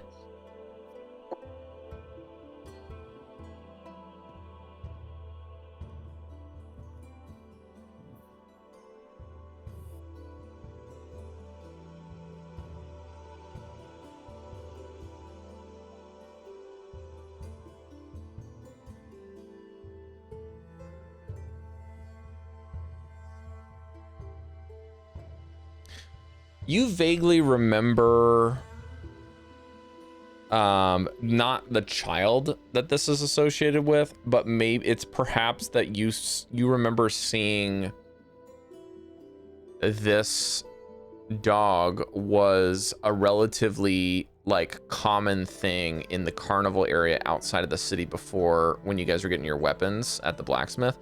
There was an area around there that had them. and you could have swore that when you guys were walking in that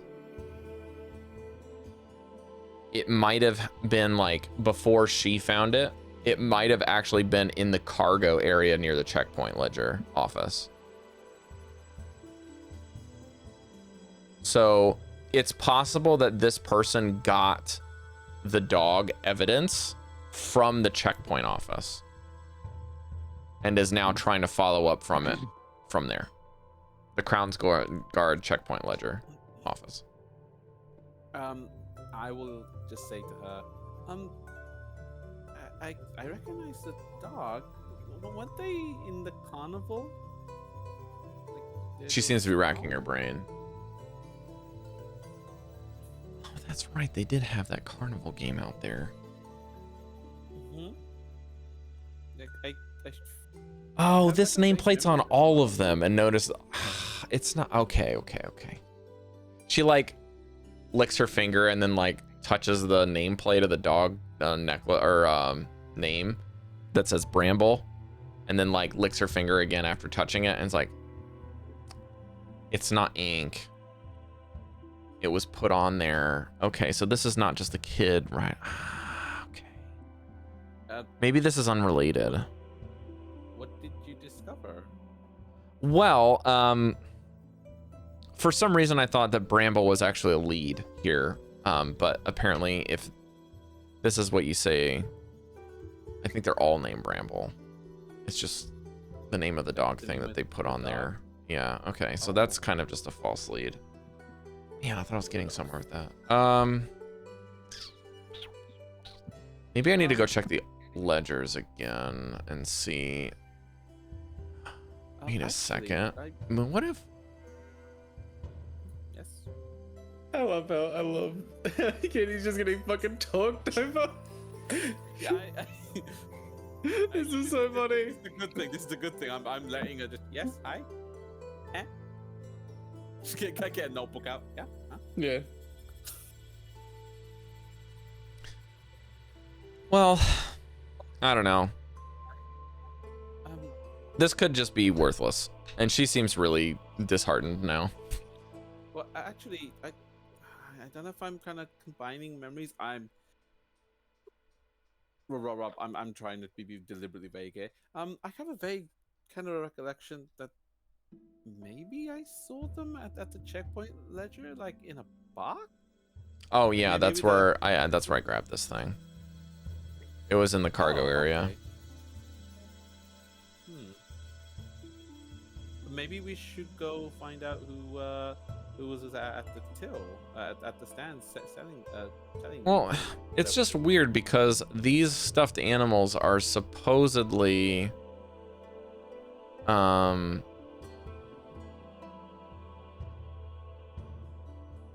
not from, like, this is all this is like shipped in, like these little, what are they called? The stuffed animals aren't from here. Like, they don't make them in house. They're imported. So it might have just gotten mixed up in the ledger office. I don't know.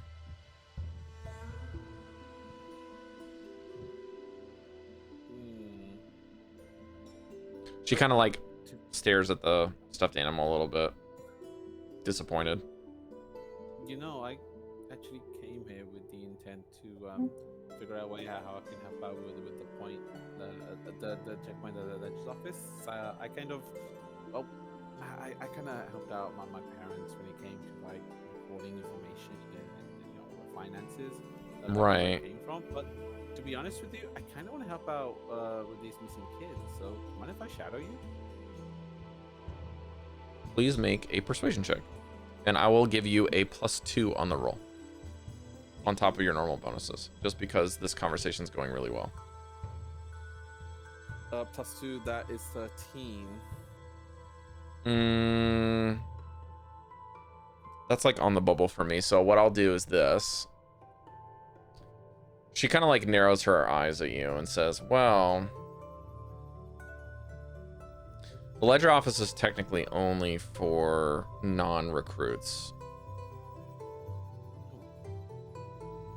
I get into like a stance, like put my feet together and just goes, I have a large history of dealing with my my families for finances from back home.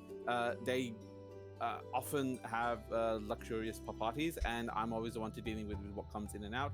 I realize this might be highly unorthodox, but I am a hard worker, and I promise that I will be a valuable asset to the ledger office. And I just like stand up straight very deliberately. She's clearly unimpressed. No. I don't see that.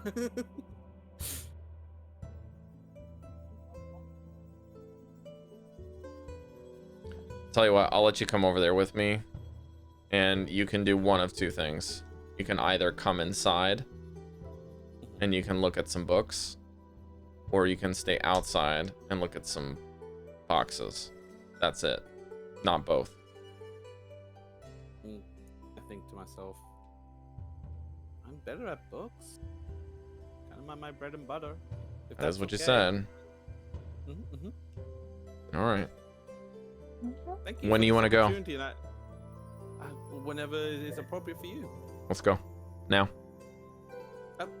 Okay. I wander off.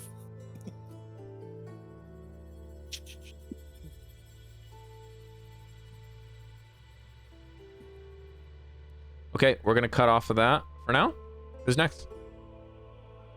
Oh, we cut. Oh. Okay. I'm writing down that Caidi's to the ledger office. Check books. Boobs, books. Sorry, I miswrote. Boobies. I'm looking for boobs. It's just Boobies. DM. I'm on the quest for breasts. Where can I find some? Roll for chicken breast, baby. It's just, roll a d20. That's a nut one. All right, you find chicken. Yeah. All right, Mesh. alive I chicken, think I'm gonna have you go next here. It's not one. You believe breasts are a myth. If you don't have anything on the mind, that's okay. I can go to someone else. But yeah. Did you say me? Yeah. There's a fucking Okay. there's a meme where Wanty get fake breasts installed so men can be like, ooh, I want to try you, and then they eat them. Ooh. Yikes. Okay, so where would I find the jock table where they're like maybe arm wrestling or something? Yeah, there's guys talking. Actually, I'll have it be that you're able to just overhear some folks talking about the about Quartermaster Bookie in the last Aegis table, where they're like talking about who may or may not be able to take down Bookie from fresh recruits mixed with some vets, saying there's no way you can beat Bookie in a duel. You gotta have the right rules and the right weapons that he doesn't know how to use in order to beat him. And if you don't have a handicap, you can't beat him in the, like, they're just saying stuff like that. So they're just basically trying to think how they're gonna beat the Quartermaster down for some money. And then you just see all of the fresh recruits are very motivated about this, and then all the vets are like, there's no way they're winning. So yeah, you can find them if you want to go talk with them.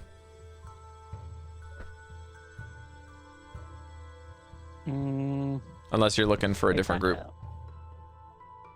There was either like give a show of strength or something and get in that way into a different group, or go into the inspection line and offer to move crates or something like that.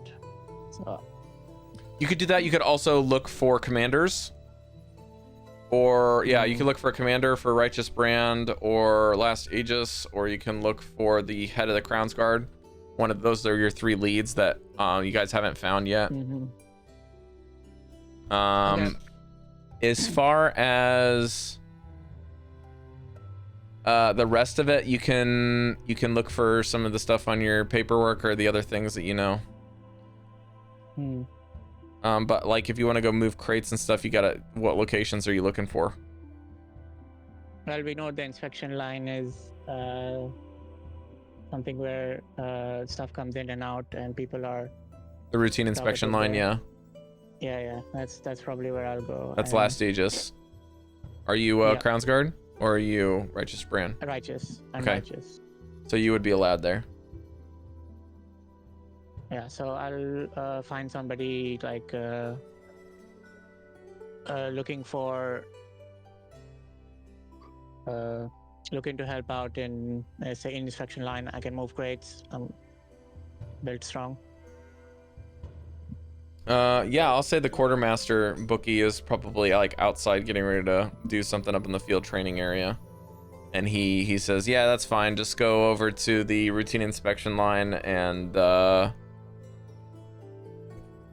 don't know who's there on task today. Maybe Tila should be over there at some point. I don't know. Okay. Yes, sir. And I head over to find somebody in the routine inspection line. Yeah, so here started. there doesn't seem to be really much going on at the moment because there's so many new people. There's a lot of hands moving gear around from the gear inspection line that doesn't have people in it. It's like they're taking the gear to the new recruits' dormitory areas and barracks.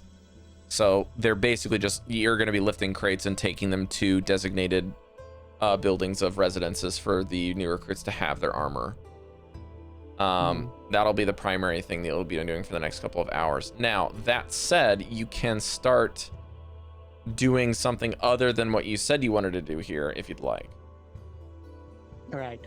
So while I'm moving crates, I'm gonna keep an eye out for the courier guy, Nox. Okay. And I'm gonna note down the names of the people who, at least in my shift, are responsible, the more responsible people. That way I can give those names to the others and we could find out more information about them and see if they're doing anything shady. Okay, there's a bunch of like people that are just working without speaking, of course, in this type of work. Why don't you roll or tell me what roles you'd like to use here? Like what skills?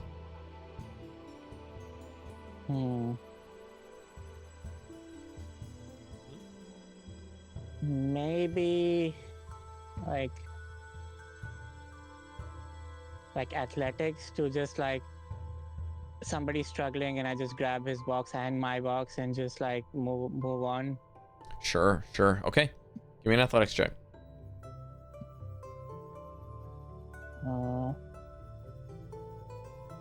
15. Okay, yeah, so you notice that in your kind of general lifting and stuff, that of course a lot of the boxes are armor and general, equipment. Some of them do seem to be crates that are filled with bags of personal items, which are very light, because of course, military professionals not really allowed a lot of that sort of thing. Again, the inspection office is going to allow you to pass by some areas. You see there's a training yard for the last ages somewhere that has a label on it called the Evening Muster. You pass a sign, I'll just say that. And there seems to be some last ages soldiers that are practicing on doing drills and getting debriefed after some sort of demonstration for the day. Again, this is going to happen for the next couple hours, I'd imagine. So, there seems to be some small squads that are getting debriefed about something or another. But you're too far away to hear about that.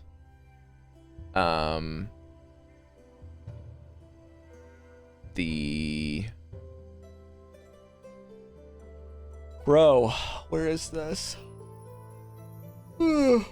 Sorry. I can't find the thing you're talking about. Routine inspection line? Yeah. Oh, here we go. Mira? You happen to see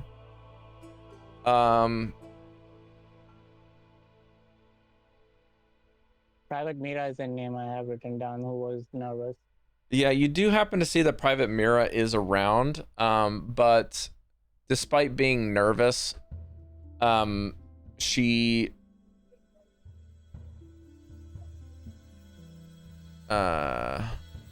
doesn't really stick around for very long. She's not very strong.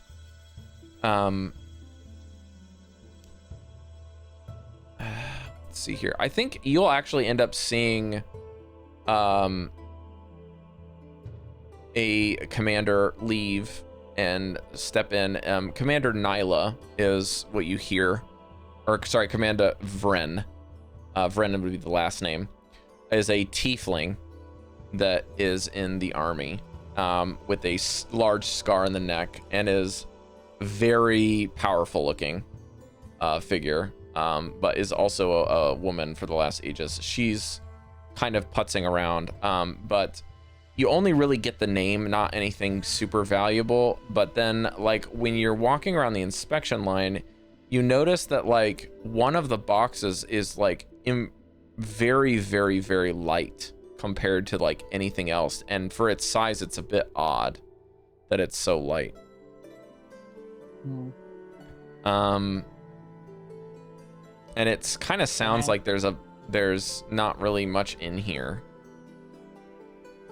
Can I stealth away and try to peek in? Yeah, you want to open the top? When you open the top, there's like basically just, it looks like a bag is inside. A couple of backpacks, and that's it. But the backpacks look to be full. They're just not that heavy. As long as nobody's looking, I'm gonna peek in. In the bags? Yeah. There's no bottom in there. It just looks like a void. Make an Arcana check. That will be with advantage for magical items. That's right. Let's got natural 20. These are a mixture of handy haversacks and bags of holding.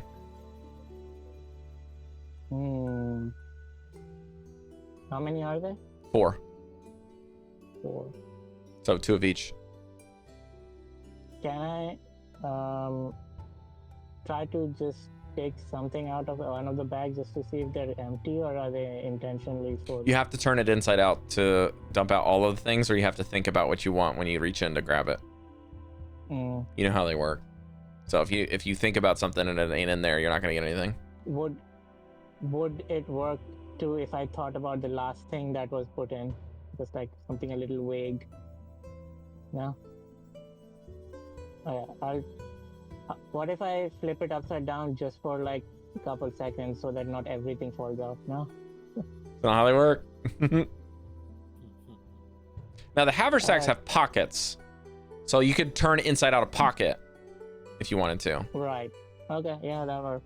You want to turn out inside out one of the pockets? Yeah. Okay.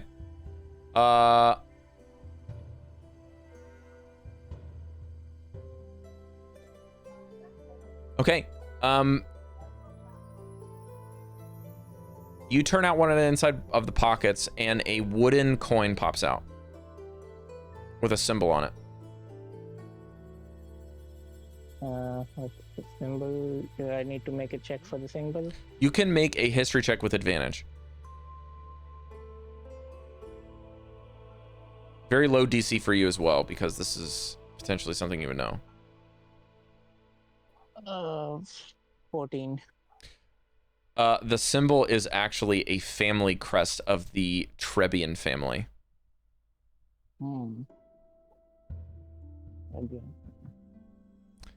And Mesh, you know that the Trebian family are connected with the ruins in Meshadieme. They kind of like hire people, and or are, some of them are associated with basically treasure hunting that zone. Okay. They have some kind of you also know with a 14 that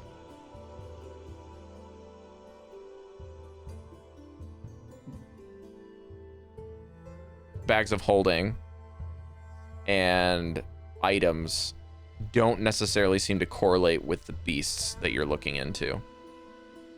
Yeah. So this may be something else you're uncovering entirely.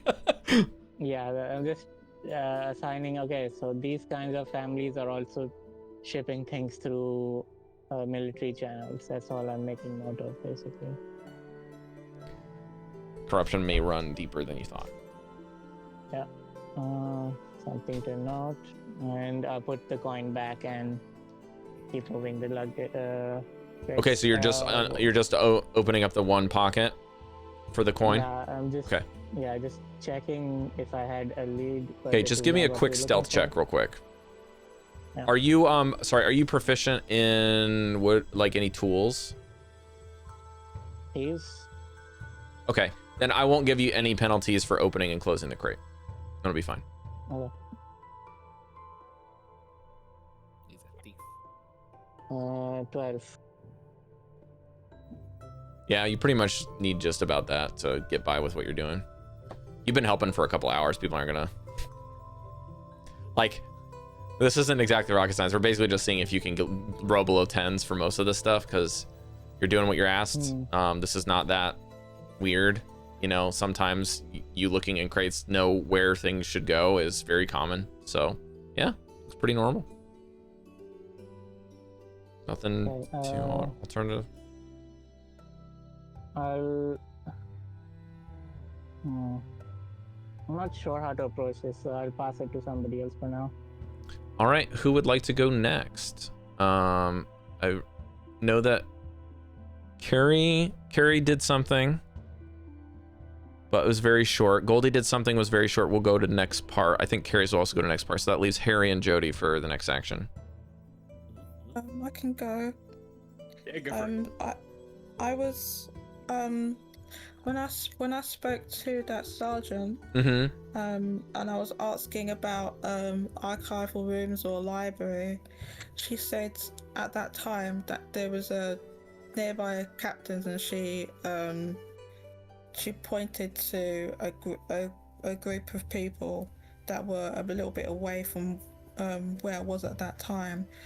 As that happened at that time, could I sort of like roll back to, or just pick up from there where I've said goodbye to her and then approach the captain or captains? Or yeah, that can work, Jody. That sounds great. Okay, so I'd like to walk up. I think she said they were sitting at a table, and I believe they are Crown's guards. So I'd say, excuse me, sorry to be a bother. I was told by Sergeant. What was her name? Sorry, hold up. So I was told by Sergeant Ma that one of you captains may be able to tell me where you keep your archives or your library. Jody, remind me, are you Righteous Brand? Disguise? No, I'm Crown's Guards. So you're looking for Crown? Are you specifically asking for Crown's Guard archives? Is that what you're saying? Yeah. Okay. Yeah, she said they were Crown's Guard captains. Yep. Okay. I'm just making sure so I don't give you the wrong captain because there were 3 of them. Sure. Okay. There's a human that has a cane leaning up the table that's talking to a dwarf as you approach. The dwarf seems to have Righteous Brand armor on, and this person looks up to you and says, he looks like a pretty warm gentleman, but pretty battle scarred, kind of all across his arms and legs, and is got like a what looks to be some sort of like displaced leg is why he's using the cane, but still looks very strong. Yes, my name is Captain Albrecht Morn. You can call me Captain Morn, is fine. Pleasure to meet you. You said your name was? Oh, sorry, I didn't introduce myself. My name is Anna Tusseltrick. Right, so fresh recruit? from out of time, Miss Tosstrick? Is that right? You could say that. I don't have much experience. I'm a fresh recruit, but I do have experience with keeping records and archives, and that was my previous occupation. You see, I helped out with with ledgers and so on for various private. Did you were you stationed at the ledger office then, or are you supposed to be at the briefing hall? I'm supposed to be going to the ledger office. That's where I'm told I would be able to carry out some of my duties. Are you basically, Jody, are you thinking that this is what you would have agreed to set up with the Ogden Trust member as to set up where you wanted to be stationed? Yeah, basically. Yeah, okay, yeah. Then there will be no roll for this. He will say, very well, I'll take you there now. We're done here, Thank you very Captain. much. And he like looks and glares at the dwarf that he's currently sitting with. It seems that you have interrupted very well-timed interruption to a very heated discussion between these two individuals. He grabs his cane and leaves his plate there and does not clean it. Like, it looks like he didn't quite finish his lunch. So yeah, Crown's Guard and Righteous Brand tension's running pretty hot here with the leadership. Let's go. And even with a limp, he's quite brisk with his walking. And you even someone as tall as you is still struggling to kind of keep with him. And Captain Morn takes you over to the ledger office. Very quickly, I might add. And you notice that there seems to be some cargo entering and leaving, and there is another worker here that he introduces you to. That is another ledger keeper. I guess we'll just say that's kind of the role. And he says, well, again, my name is Captain Morn. If you need anything and you have any problems, you don't need to talk to me. You can try to find a direct superior. You can talk with this lady here. This is Vika Brushspanner. And he points to a halfling, a lady that seems to be on a step ladder to view, that is like on wheels for halflings to get around some of the taller bookshelves, and is kind of just looking through ledgers. This whole office, Jody, is like just records, things that come in, things that come out, purchase orders, ledgers, audits. Think of it like an accounting room with records. It's just that. And she seems to be auditing something at the moment. She's like, oh, hello. You just call me Vika. You don't have to do the normal, the Crown's Guard stuff. It's fine. Very well. Hi, Captain. And he's like, afternoon. That'll be all. And he leaves. Very charismatic gentleman. Good luck. Was it? Yeah, that's me. Thank you. Vika, was it? Oh, hi. All day. My name is Anna Tosseltrick. I'm actually new here. All right. I was wondering if you could help me. You see, I have a specialist interest in fauna and fauna, and well, you see, I'm a little bit of a foodie, and well, I was hoping to. She puts her hands on her hips and it's like, the fuck? First day on the job, already making requests. Yeah, I was hoping to well, see some of the some information about the local fauna and flora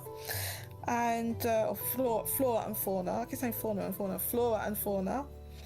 Right. Animals are obviously more than animals. Yes, because I'm looking for some ingredients for the stuff. It's a bit of a side interest, I'll admit, but was something I was hoping to do alongside my regular duties. Well, we don't normally handle food stuff for the cooks. They kind of handle their own ledger, unless this is something that's like more medicinal for the medical offices. But if you're looking for like snacks and stuff, that might be in the more personal cargo section, I guess. Are you expecting a package? Are you trying to audit somebody for illegal flora? Like, what's the deal here? No, well, I'll put it this way. You see, I find that the culinary arts are something of a mix between alchemy and the fine arts.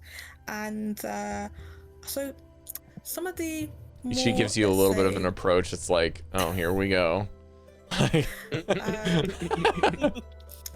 you know, some of the more medicinal herbs would be something I would like to spice up my dishes. So ledgers on that kind of cargo would be very useful. All right, well, Jody, why don't you just make me a general persuasion check? This is enough BS to kind of get you the persuasion check, I think. Listen, I'm putting all this out my ass. I will so, also say that Jody, you're welcome to use deception at your leisure, but there will be no real difference between the two if you have the same score in both. So yeah, Jody inadvertently ends up inventing pop brownies. No, I end up inventing what? Weed brownies. Pop brownies. I'm convinced that the substances that you are trying to get are being transported in the toys. I could be wrong, but that's what I'm thinking. Wait, so hang on. Weed-based teddy bears. Or perception? Or what did you say? Deception. You can choose deception or Baked persuasion. bears. You can just choose whichever one you have that's better, because they both apply equally here. Which is Harry, I better? bet you this is all above board and it's actually medicinal herbs. To help Yeah. them. Yeah, I was gonna say it's like you gotta get the good It's just like stuff. aloe It's like vera cleansing inside of a teddy bear. It's like a cleansing No. tea where it, like you drink it, It and is you're just supposed to lose various weight. Coconut It is juice. just various amounts of morphine, and it's just I would genuine. prefer Like this is just both. actual. What'd you get, Jody? What do you take us for? Listen, I'm just making it up as I go along. Well, I had a vague idea, but Yeah. I'm making some of it up. 21. Oh, very Persuasion. good. Okay, she goes over to the front door after the captain leaves and locks the door, and you see her demeanor change. All right, pleasantries are What over. do you buy? If you want to look for anything you want here, you can pretty much get away with anything. It's just you and me. Okay? You want to edit stuff? Ratio. If you want to change anything in the paperwork, good luck. You better be good at forging, and if you have to do it. All right? If you're looking for stuff that you're I don't know, food shit, you're not going to find it here. There are illegal substances, but some of the stuff is allowed, okay? So anything you want to audit has to go through me. Okay. All right. And the personnel records also. Yeah, pretty much. There's no real personnel records here. This is just all of the cargo that enters Nagvara from Shady Creeks here. Okay, rightio. No tampering. Rightio. So if you want to tamper with stuff, don't. You can look at it, Damn it! That's what I came in here and for. you can check the books. I'll allow it, but everything has to be run through me. Understood. I'm under a lot of scrutiny here, so please don't fuck it up. She smiles. We're gonna be partners for probably a little while longer. I know you just got here on your first day, and it's just us two, but if there's no bullshit between us two, we can just be pleasant all the time. It's fine. She smiles. I'll endeavor not to fuck up. Appreciate it. And she unlocks the door, and she's like, "Thanks for your time. It's really appreciate it. You can go check this side." And she basically goes over to another desk and has a whole set of paperwork that she sets on the desk. And then I will say she resumes her beaming demeanor with you and says, "Okay, all of the stuff that's entering that I told you about," she like raises her eyebrows a couple times, "is on this side of the room.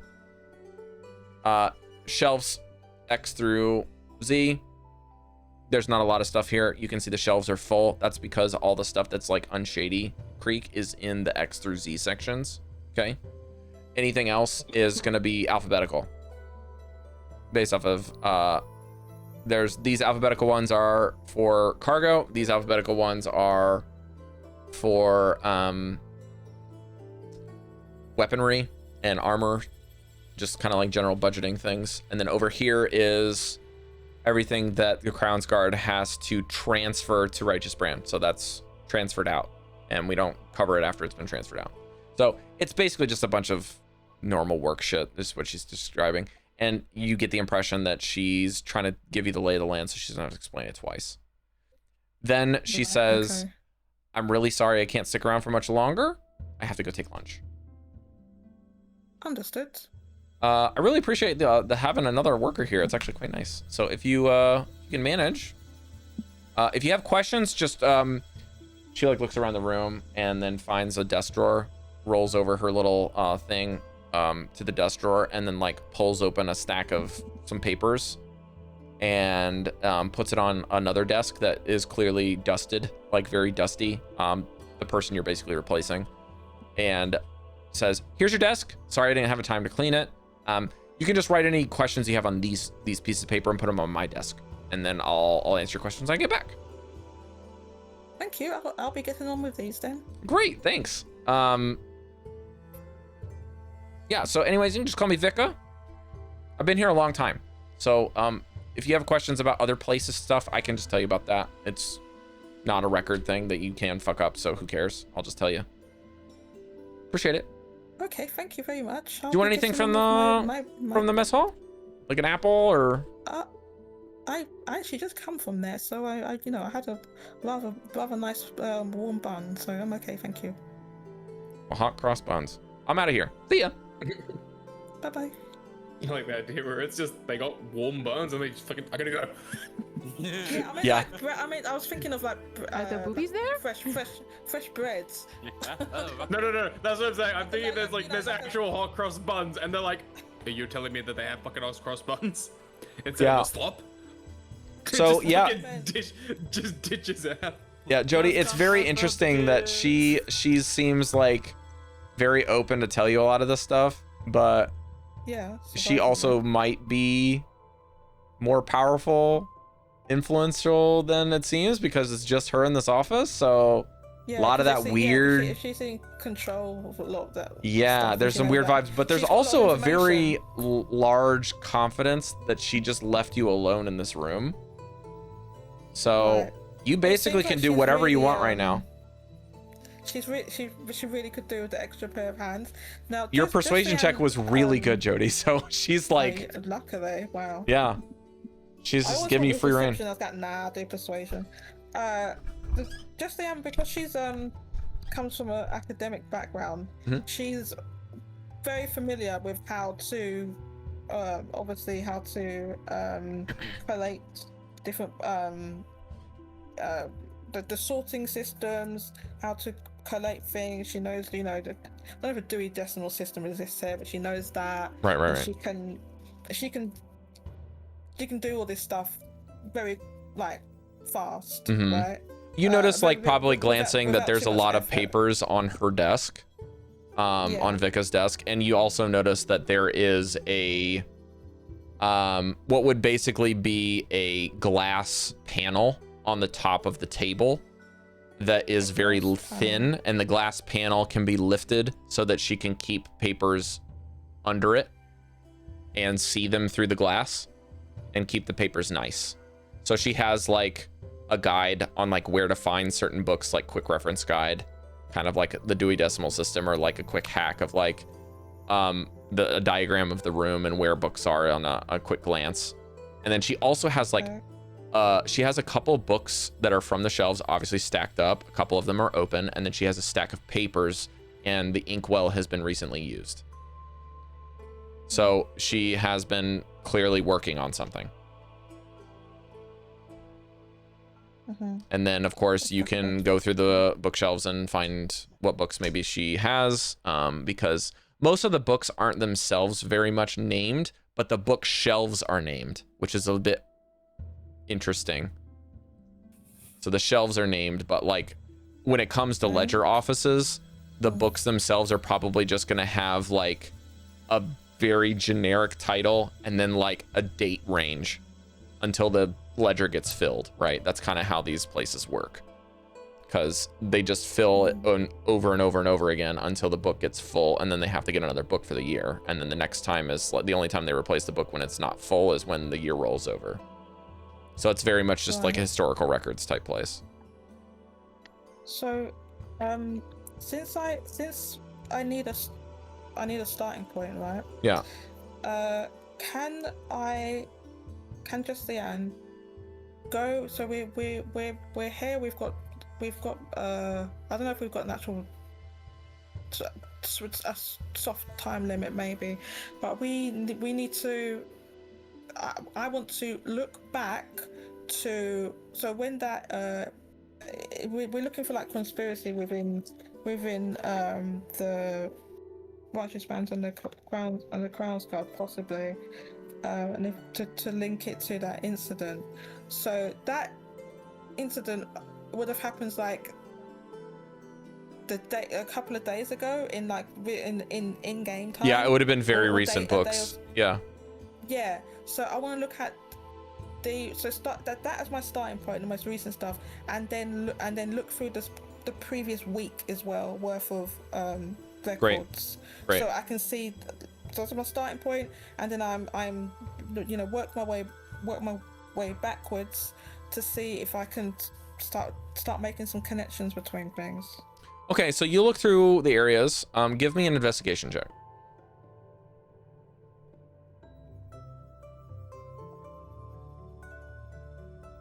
Ooh, it's 13. Yeah, that's good enough. Remember, you have a lot of the tools, so like her system is kind of lowering DCs here, okay? Okay. So what you end up noticing is that anything that she mentioned about being from Shady Creek would be in like this section of the XYZ area. All of those books are gone from recent. All of the books are missing from the shelf. And then all of the books that are on recent activities that are, let's say, like Crown's Guard equipment and Crown's Guard like personal items, or maybe even just like general funding for armor and weaponry, and there's also probably just a general log of kitchen purchases and purchase orders for the last week. All of those are fully accounted for. Nothing is odd. Not a single thing is missing. Seems very normal. Some things maybe more than others. Most of the shipments seem to have come in with the new recruits. They're all logged and recorded. But again, all of the stuff that seems to be what you're looking for from Shady Creek Run is missing from the shelves. But again, as I stated earlier, there are still books on her desk that are there that you might reasonably assume could be those books. And again, there are also paperwork that is currently being filed on her desk too. Okay, where is she? Would I be able to look at the... She's gone. Remember, she left you here. Yeah, she's over the mess hall. Oh, yeah. You're all by your lonesome. Okay, I would like to look at her stuff on her desk, but I don't necessarily want her to know that that's what I've been doing. Okay, what tools are you proficient with, Jody? Nothing useful. Mason's tools. Okay. I was thinking... do you have a sleight of hand skill you want to try to use? Maybe a dexterity, general dexterity, a sleight of hand? So you can remember where to put everything correctly back on the table? Is that what you're looking for doing, or? Yeah, that, and then maybe if I could use mage hands. I don't want to leave any like grubby giant, dragonborn claw marks and stuff on this.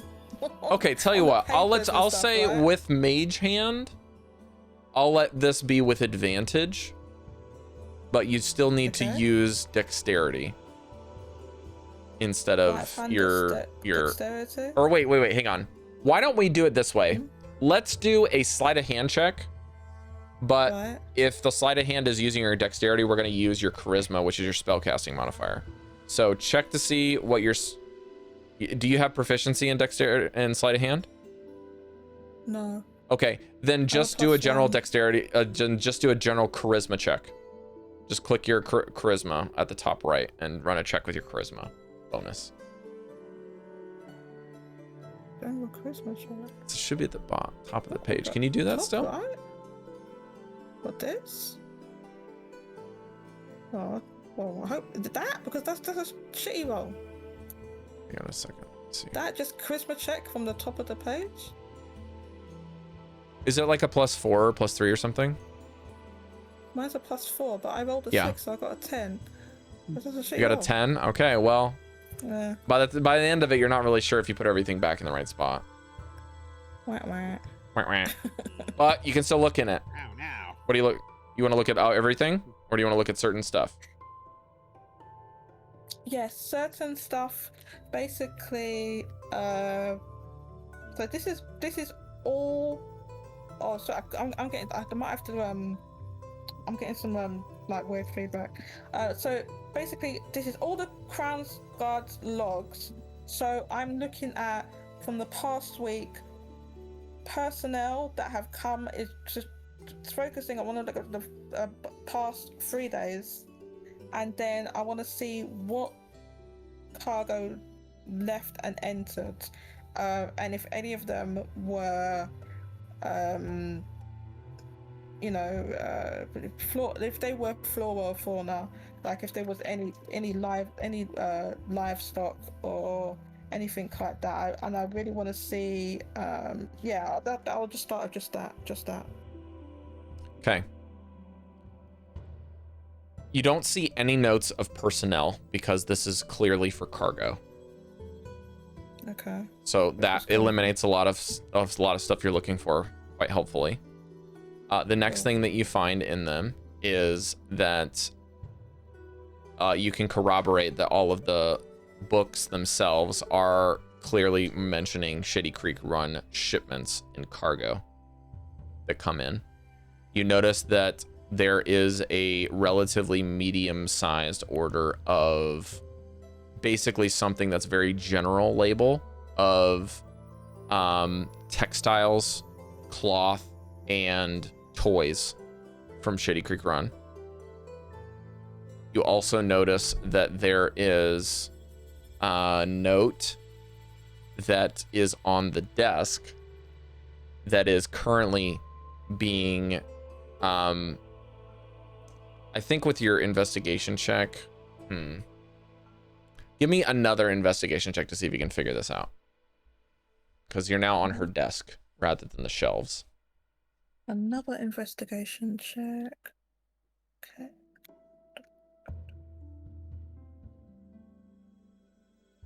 19. Ooh, that's really good, Jody. Okay.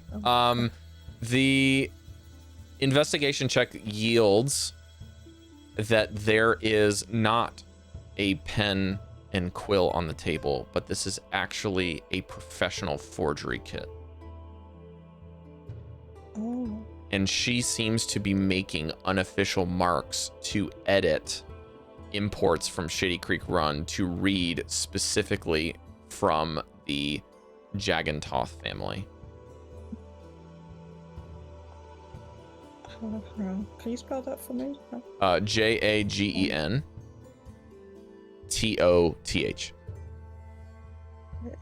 So these are unofficial marks that are saying that the Jagantoth family is the ones that are receiving the money for these orders, or are the ones that are sending the stuff in, even though that is not what was originally there. Now, again, because it's a professional forgery kit, what was once written there is no longer visible. So the accrediting has been done.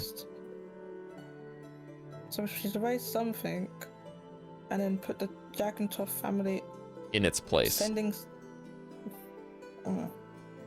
Now this has to do with both the shipment orders being received and the money going out. I will say your investigation check is pretty heavy. I'll say that because you had a very good investigation check, you happen to bump the desk and notice that there is some money in the drawer that is locked. As you can hear the distinct jingle of coin.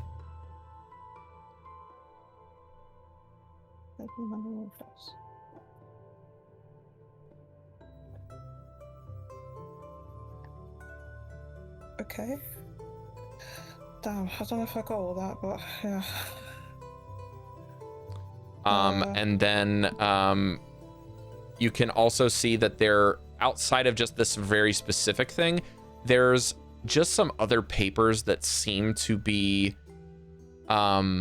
removed. Like one of the ledger books, for example, is completely open, and it looks like there's a fresh page that's being inserted at a different date a couple of weeks ago. So like she's forging some document to be put in there on a different day and just literally making up some ledger from scratch. And then the last thing that you see is that to coincide with that exact paper, it looks like she's forging a letter of request on the like there's a request to audit that ledger specifically from a different person. So it's like you can put 2 and 2 together here. Forging a bunch of information for the Jagantoth family to be being paid and being delivered things through the cargo, and then another new page in the ledger to make it look like it wasn't just for 1 week, and then another page which is a higher up looking for an audit of the ledger office. Okay. And you Yeah, you can see that the audit is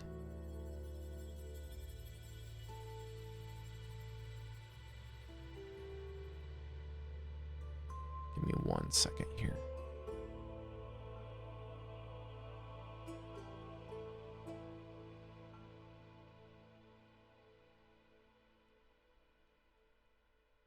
Yeah, the audit doesn't seem to have been signed yet. It looks like it's going to be sent over to someone to sign and make it more official than just a general forgery.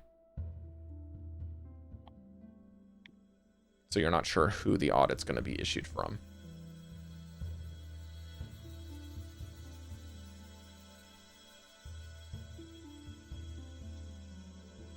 Right.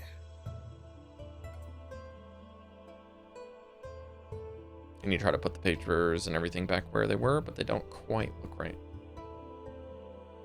Okay.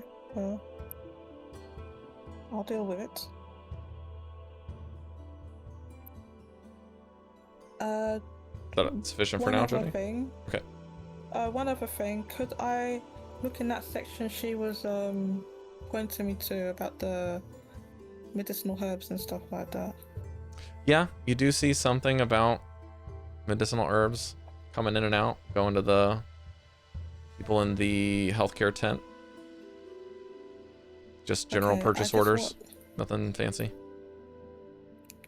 Okay, I want to just basically just take a cursory look at that and see what they've got, and then she will see if she can go to the medical area later.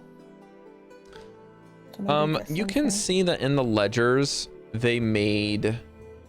There was actually, you know, I will tell you this. There's something interesting in here.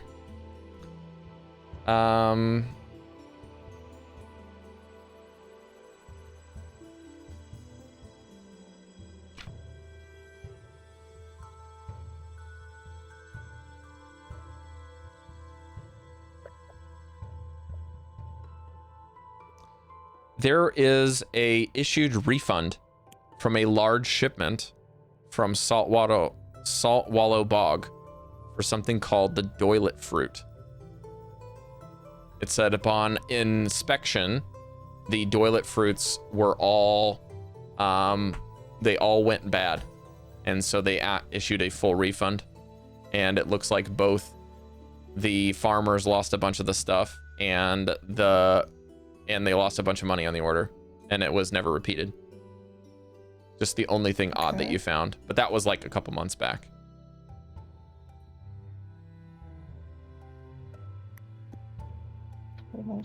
Okay.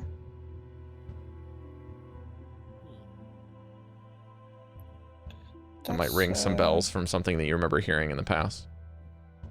That's curious. Do I know what a doilet fruit is? That's what I've written down. Doilet fruit? You should. Sounds like toilet fruit. It's DYOLET. Some premium toilet food over here. D-Y? You might wanna. You think you remember Shifa saying something about it at one point. Okay, because the player doesn't have no idea what this is. Yeah. But just Leanne knows what it is. Okay. Yeah, you should know. You can ask your party members that took notes, because it's from a previous session before you guys met Harry's character. That'll do it for your character, Jody. We got to wrap up pretty soon here. So, who have I not gotten to? Is it just Harry? Me. Okay. Me, sir, me. All right. knock yourself out, Harry. What are you doing after gambling? All right. So after gambling, is this the day after, or is this after like? Same day. Remember what time it is? Same day. Okay. Couple hours, yeah. After gambling.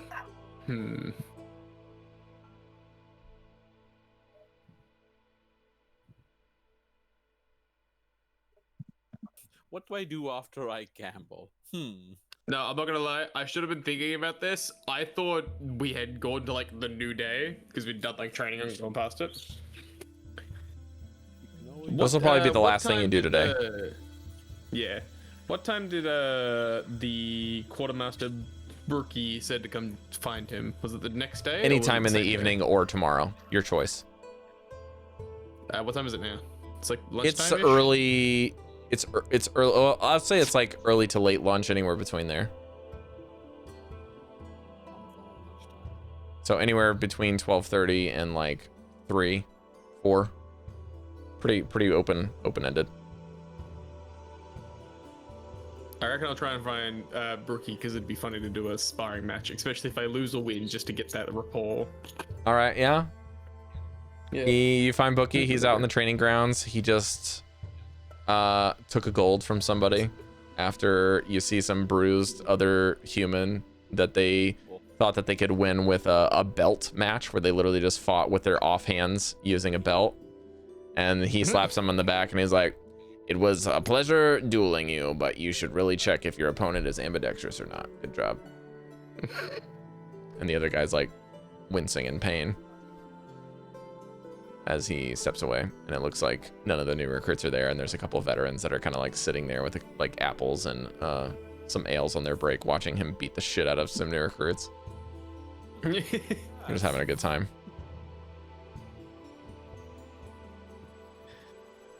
All right, I'm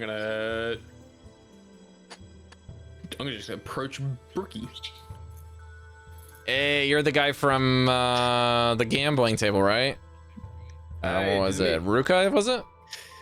Ruka, indeed. Thank you for remembering. Yeah. Okay. Master. Right on. So, what can I do you for? Are you here to get beat up? Oh, more like I'm looking to beat you up, friend. Oh, okay. We got a little bit of attitude on you, I see. All right. You have a little bit, you know, how does this work? What do we... Well, nothing lethal, no lethal. You can set the rules as you please, and we go one-on-one until the rules are satisfied. And then we put some money down before or after the rules are done. We put some money down and we do it. Anything from a simple arm wrestle to choose your weapon, choose your armor, choose your hand, choose your target. We can do archery, we can do whatever. But I'll warn you, I'll beat you at anything. Just no magic. That's my only rule. No, the only 2 rules I have is, there's 3 rules. 1, no magic. 2, no killing. And 3, follow the rules that you set. That's it. Let me think. At this point, I want to just take a perception check. Maybe at like, just a Brookie himself. Actually, no. I'm kind of wanting to find a gauge of like where his specialties lie. If it's like a big all-rounder, if there's anything like evidence of like, yeah, this fucker probably knows like every kind of weapon on the planet. Sure. Okay. Give me insight or perception. I'll take either. To be honest, they're equal. I'm thinking I'm gonna go perception because I'm kind of looking for things. Sounds good. I got 15, not bad. Okay, they're not like, he's talking up a pretty big game, but he looks to be equally as dexterous as he is strong. So maybe like if you were stronger in one of those two categories, you might be able to beat him, but he seems equally strong in both those things. He's also got very good general constitution. Like he's pretty burly. If you were to like hold his breath for a long time or like need to do a drinking game, he'd be pretty strong. But okay. You also notice that like,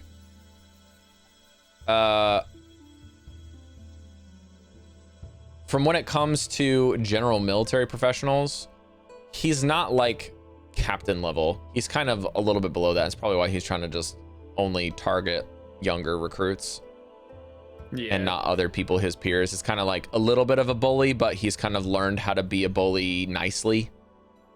Like to people that are wanting to be a bit bitchy, trying to put them in their place. But still, like, generally pretty pleasant. Maybe he's like a mellowed out bully. He's fine. Like, it's kind of like bullies get put into an environment where they kind of have to shape up a bit and they kind of change their tactics and get a bit nicer. That's kind of the situation here. Yeah, and it's like, by the description, it's kind of more like,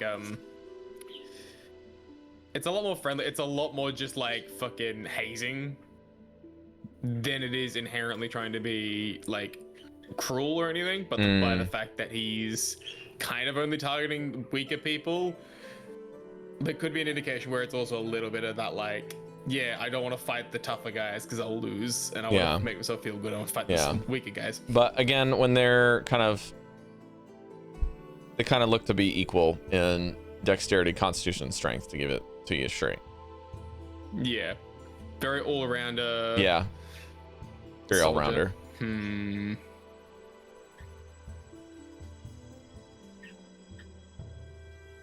Strength is my best gamble to fight him in, which either means some sort of context or strength or just a straight fucking match.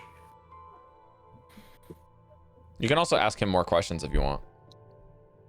Yeah, I'm just working through everything in my head.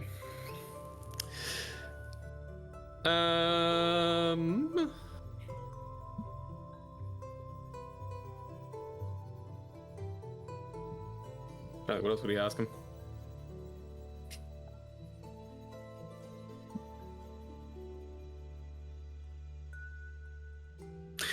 You know what? I'll ask him this. Okay. First and foremost, if you were to pick something, let's say in terms of a weapon that,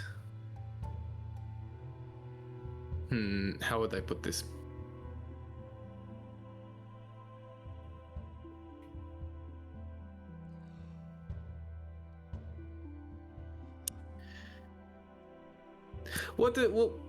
To you, if you were to pick a weapon that you don't get to use enough, or possibly something that's a little strange, where would you go?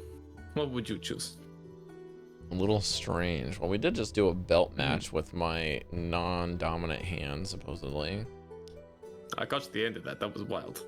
Yeah, they didn't have a chance. Most people are a bit afraid of using weapons, so we kind of do a lot of bare knuckle matches around here. We could do... He looks around. I haven't done a light hammer in a long time. It like looks like a little blacksmith. It's like a little blacksmithing hammer just from like the top of an anvil nearby. Yeah. Yeah, it's kind of not really a weapon, but it's kind of fun to use. I haven't used one of these in a while. It hurts. He like raises his eyebrows. A light hammer? Light hammer, and then you can decide either how many hit points you want to deal before the match is over.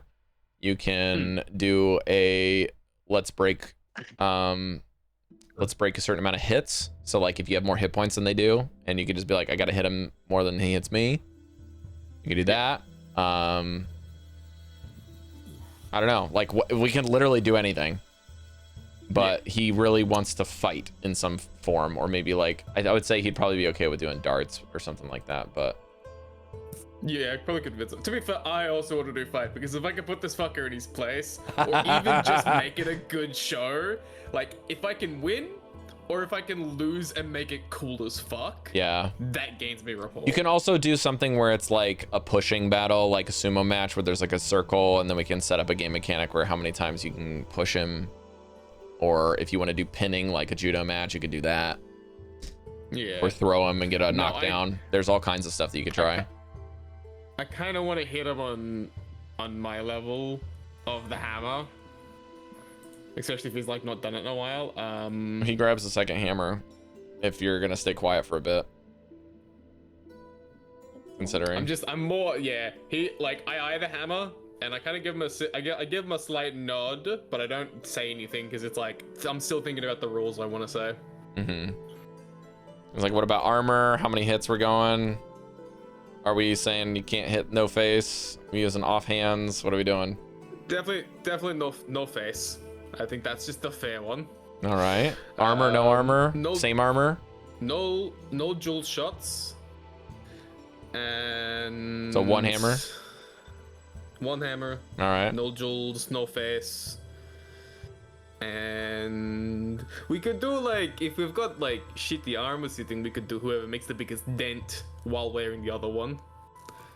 That's hard to measure. True. Well, what we could do is I could say we both wear studded. Basically said like basically this would translate to you can both wear armor where you're equal, your armor class is the same. So you can set your armor class and set his armor class. So it's just easy to do. Yeah. But if you don't change the armor class, I'm just going to give you a spoiler. You can tell because you know what the armor they're wearing. And you just did a little assessment of their ability. They're going to get an armor class of 15 for this. Okay.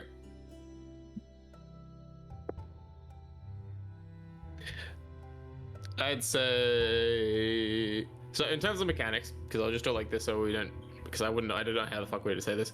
I'd say we put 10 hit points on the board, and it's first one to get to 10 or take 10 off the other guy, and then first one to 10 hit points. All right, and yeah, are we doing 15 armor, 14 armor? What are we doing? Yeah, what's basically you can decide what the armor class is going to be for both of you.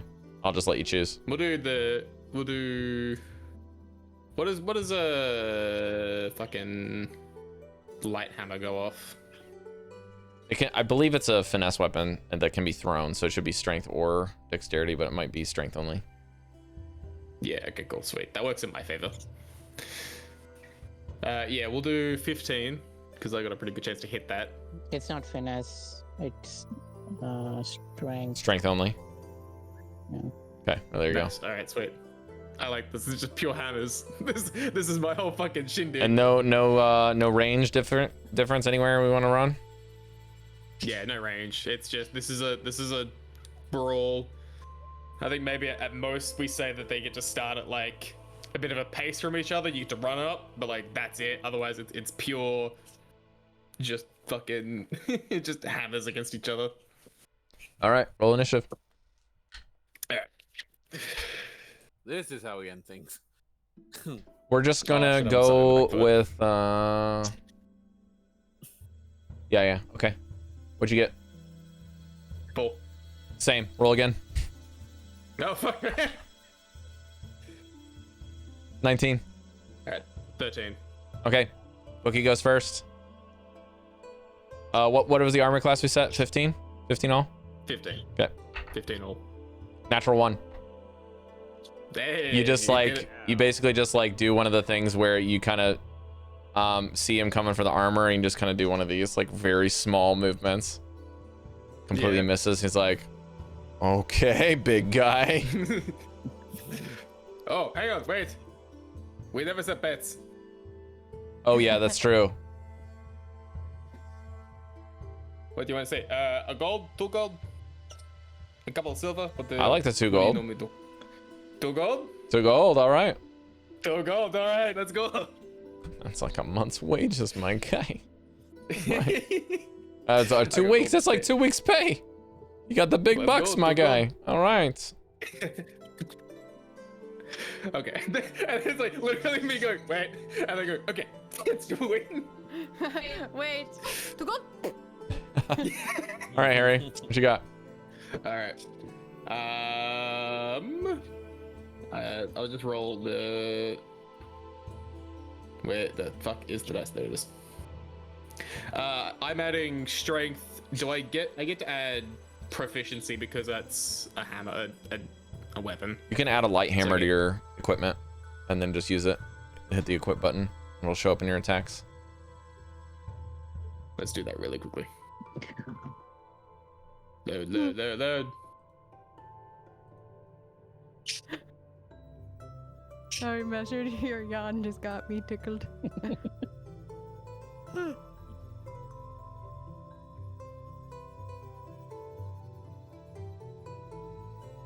Okay, light hammer. Oh, it's 10. He just parries it with his hammer. All right. Yeah, fair enough. My turn. All right. 19. He hits you. Oh, shit. D4 plus 2. 6 damage. Oh, no. Okay. He hits you right between the shoulder panel and the break where it like crunches in. So it's like you have to like toss the hammer and kind of like pull it out for a second. Oh, God. Yeah. Oh, you nasty fuck. I'm gonna like toss my hammer back and forth a little bit. Yeah. And then with the hand that's like hurt to kind of again to show off. He does one of those things where after he hits you, he just kind of goes, "All right." It's like gives it a swish. Yeah. My turn. Oh my god! Fuck. Gee, 14. It hits the armor, and like he turns with it, so it kind of is like a grazing blow. It's like, almost got me. Ooh. 17. Fuck. 3. 3. You're at 1. Oh, can I go grab my dice for this? Because I don't trust. Yeah. That's fine. That's fine. All right, hang on. Give me 2 seconds. I trust that this will die.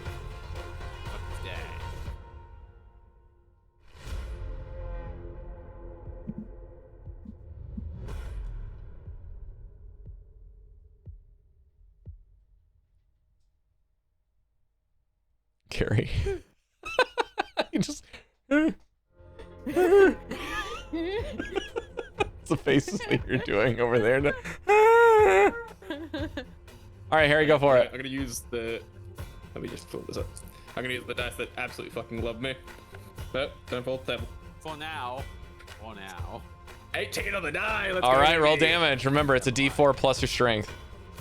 Yeah. Now I just need to not get hit. Yeah. That is 4 damage. Okay.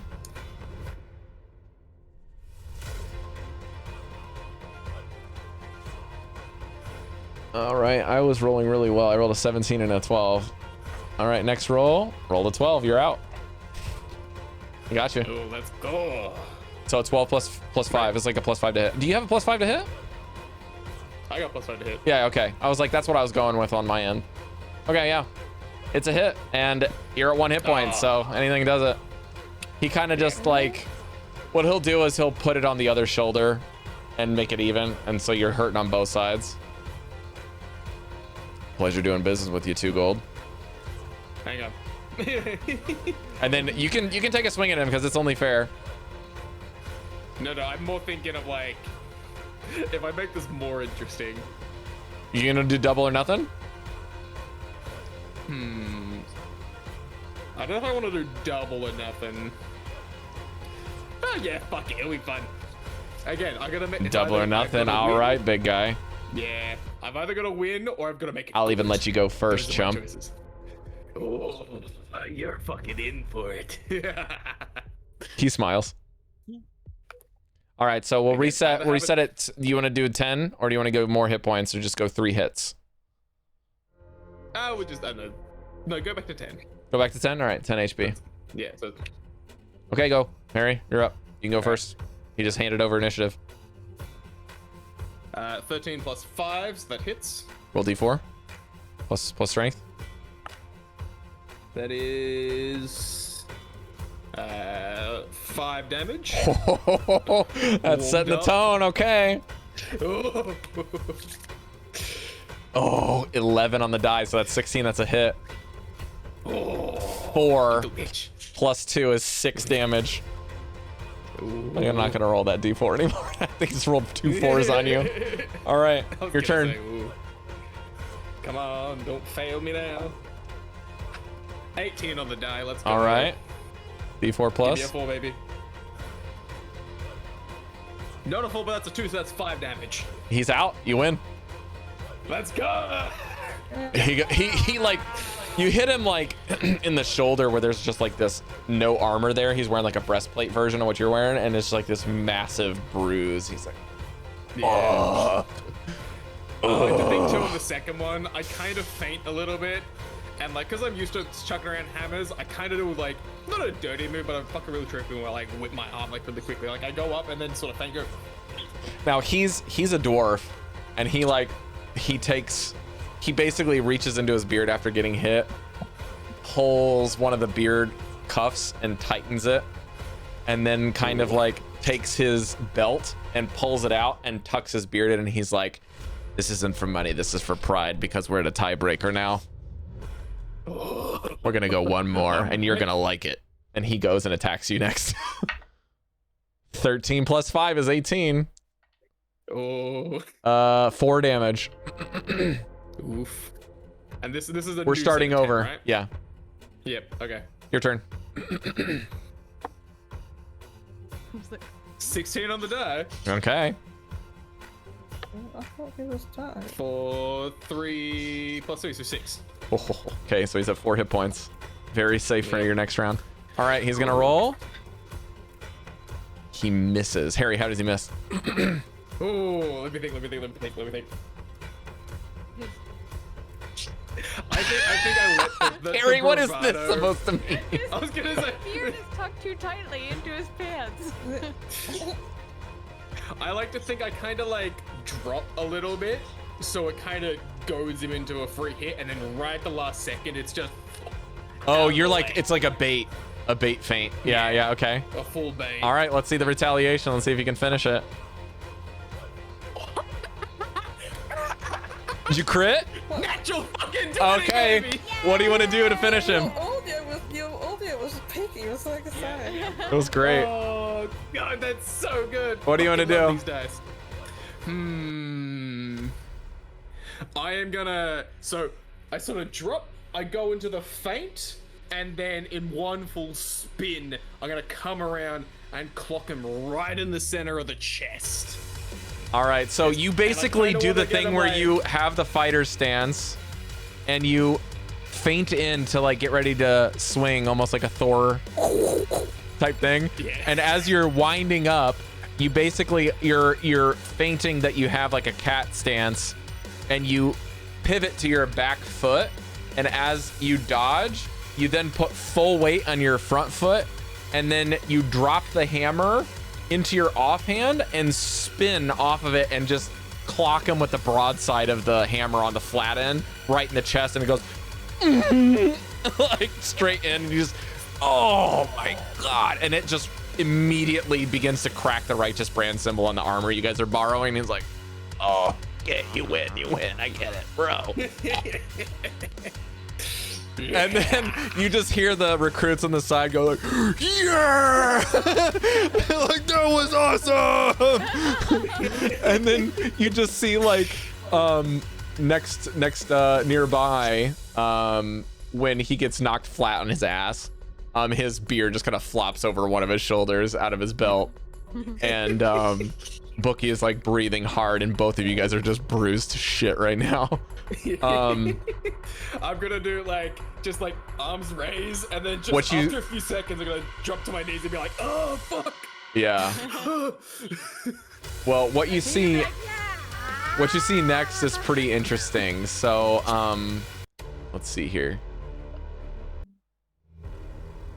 I don't want to do this too creepy here. How do I do this? Should No, you clip I that don't want to do this. reaction? I don't know what that was, but whatever it was, you should clip it. There you go. That's the perfect. As you kind of finish up and the cheers kind of subside, again, Harry, because you have a pretty decent passive perception, it's what, 14, 15? Yes, 14. 14.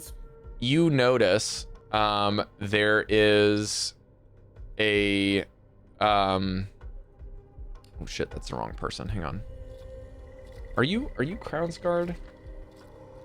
I am Righteous Brand. Righteous Brand. So you are messing with. Hang on a second. Is Last Aegis a part of the military branch? I think. Military. I think because it's like. Yeah, they're like military, but they're like special. Oh, right. Special forces protection for this zone. Okay. Yeah. You see, on the far side of the training grounds, there is another dwarf that has been looking over there.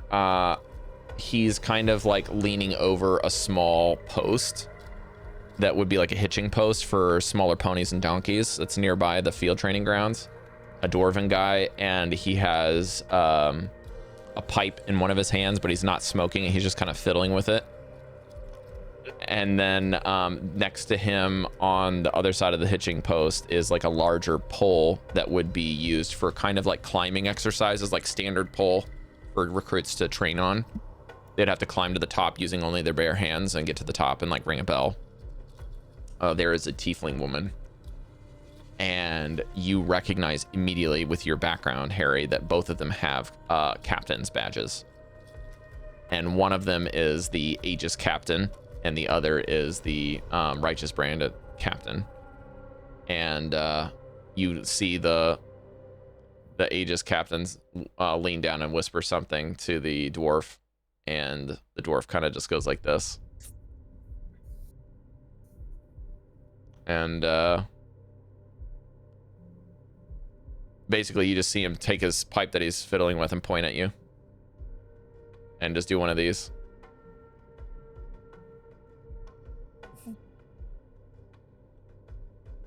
Trying to call you over. Sure, understand. Yeah. You have been brought up to the dog's table. Ugh, kind of like adjust myself. I look at Brookie on the ground. I'll be back for my money a little bit, friend. Then I sort of tap him on the shoulder. Yeah. I walk over. All right. One too many fights today. I'm just a little rusty. Not an excuse. I want to steal your money another day. Next time. Next time.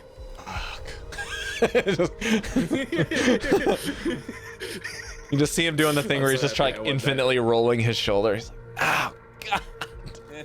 No one hurt worse than the final blow. He goes to sick bay with his shoulder next to Layla and be like, first time. All right, so you walk over to the tiefling and the dwarf, and the tiefling says, "You fight well out there." I'm gonna sort of like give myself a little bit more of a structured stance, just because I know these guys are captains. Yeah, you hear the dwarf first say, "At ease, private. You're fine. Just want to talk. I don't like inefficiency, but I let him do what he wants because it lets me see the new recruits. You did well." Thank you. Did you get in today? I did, yes. Where are you from? All the way from Menagerie Coast. You see the tiefling raise an eyebrow. Oh, Menagerie Coast.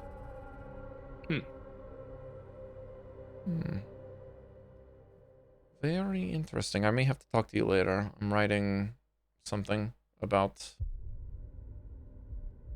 the coast. She sees, like, catches herself mid-sentence, like she said too much about something. They both kind of look at each other, and then they look at you, and it's like, well, listen, I'm from the Menagerie Coast, but I'm Captain Vren. Captain Nyla Vren. You can just call me Captain Vren.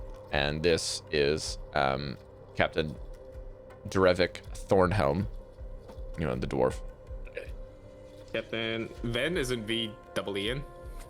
The dwarf's name is Drevik Thornhelm, and the tiefling's name is Vren, as in Vrenn. They both are like, they look scary. Like, they look like captains. Yeah, you know what I mean? I was gonna say, like, even without my background, it's one of those things where, like, you take one look at them and you're like, oh, well, they're the cool fuckers. Captain Vren looks like she has been cut at the jugular at least once in her lifetime. Like, there's a deep scar there. Ooh. But she has lived. And then Captain Drevik is just a very gruff individual. Like, his forearms look like they're somehow calloused. Like, you're not even sure how. Like, he's just a callous gentleman. Like, hard labor before he joined the military and hard labor during at the same time. They both look to be pretty interested to recruit you in this moment, is kind of your vibe. Have you ever considered anything beyond the Righteous brand? Or whatever, you give me a call after your training tomorrow. If you would like to train with the Last Aegis and just see what we're about, you can come over to my group. But it is under my understanding that you are already designated to Mr. Thornhelm, Captain Thornhelm here. And he folds his arm approvingly. He's like, that's right. So you'll be with me first. Well, rather, my underlings. Not that guy. That guy's with her. She's like, hey. He gave you good information. The least you could do is talk to him nice about Mr. Bookie over there. He does good work for us. He's like, yeah. Well, anyways, if you got any questions, now's your chance, because we don't really give any attention to recruits that can't be Bookie.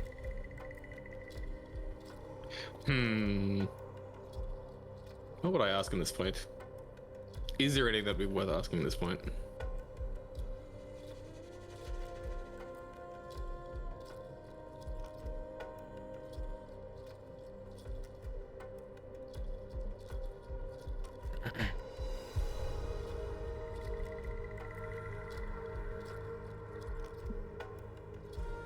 You were also in the training yard, correct? Is that where you said you were meeting him?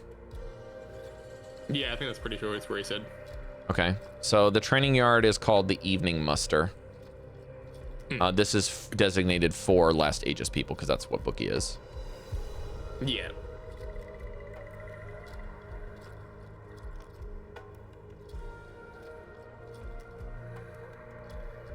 I don't think I have any questions for these guys. Other than... Because I definitely want to have the open door for the Last Aegis, and I think that's kind of gonna be my in, especially with the weirdness between Moss and Rays. And even if they got nothing to do if with they having notice any allies hesitation with you just kind of standing there like thinking, both of them will basically say, well, Devrik's like, well, why don't you just think it over private and talk to me tomorrow if you think of anything while you're here. And then Nyla will say, Captain Vren, will say, and if you change your mind or you want to ask me anything, and you see me in the mess hall or elsewhere, consider this a blank check. You can just talk to me about anything, and not necessarily money, but you can talk to me about information. I really appreciate your joining our forces. It's very rare to have a private do so well on their first impressions here. Good day. Dismissed. Now, this is the result of not answering their questions. you notice that the rest of the guys that were watching have all dispersed. And there is another captain uniform that is helping Bookie get out of the armor that is so desperately dented into his chest. There is another captain that is around, helping him out. And you overhear him and Bookie talking about, of course, the brawl, and saying how, you know, hey, good brawl. We'll see if we can do it again sometime. If you come over to Last Ages stuff, it's good fight there, Ruka. Private Ruka. You see another like a human. This guy doesn't quite look like captain material. He looks to be a bit more of a wizard type. He's not even wearing armor, but he looks very intelligent. And this guy's name is Captain Ruldar Bren. And he's like, I'd offer you my hand as a handshake, but I gotta help this knucklehead get out of the armor you dented. So consider yourself warned, I suppose. He like kind of does the good cop act. He's like, well, I gotta. As a point of good faith, just let me assist you in getting him out of his armor. Oh, that's appreciated. I really gotta run back to the quartermaster, the routine inspection area. There's some kind of record discrepancy I gotta go deal with. Okay. There's not enough records for some kind of funding activities. Anyways, thank you guys for entertaining the other captains and the guests. I really appreciate it. Ruka? Yeah, anytime. Get some rest before tomorrow, eh? Hey. This guy was Aegis Captain Ruldar Bren. Yes. There's more than one cap. So I mean, there would be several captains. So basically, you guys have met the military captains. This person doesn't seem to be a militaristic captain, as with like new recruits. He seems to be more of like a captain of like records and materials, and like we're talking like a captain who's maybe retired into data collection, or maybe is like a liaison at a different. Maybe he's not stationed here. He's just a captain in general in status. But again, there's the little plates that you guys were talking about earlier. We've been going quite a bit over. I'm sorry that I kind of cut one of you guys off. I think it was Goldy was going to go head to somewhere, but we can pick up with that next time. Goldy, I have it written down that you're going to head to the ledger office. I think you and I. And maybe you might meet Cari. Cari, you were headed to the ledger office too? No, I was headed to the common. Sorry, let me write that down. Yeah, I was gonna, just a quick question. When we get back, are we going to be going into like evening activities, or will we go to the next We're day? gonna call this basically like we'll wrap up what happened with Layla and Caidi, and then it will be evening, and you'll get to wrap up the day. Yeah. Next week? For the next week, yeah. Yeah.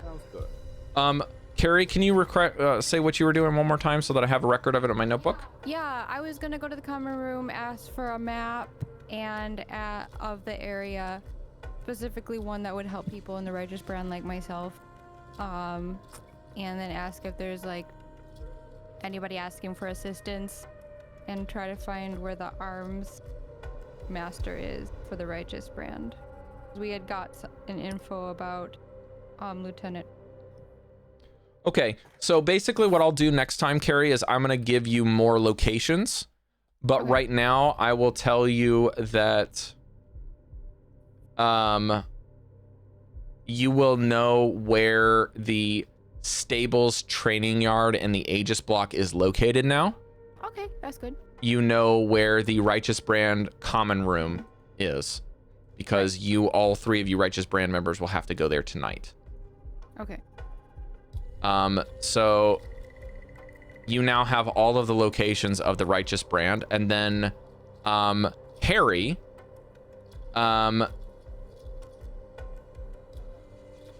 you will know that let's just say that you know that where there's another location for Last Aegis. If you want to basically know where another location is, you can get that information as that blank check from Captain Nyla. Crown's Guard. Okay. Caidi, you were Crown's Guard, is that right? And you were heading to, what was the one more? The Ledger Office? The Ledger Office, yes. So that's exactly where Jody was. Yes. Ah, okay. Is that right? That's about right. We were both, yeah, we were That's what originally we're headed there supposed to anyway be doing. together. So that's about Yeah. right. Just really quick, would you like to go to the, who was it that you were talking to? Oh, let me get the You were note. talking with the investigator chick, half-work? Yes.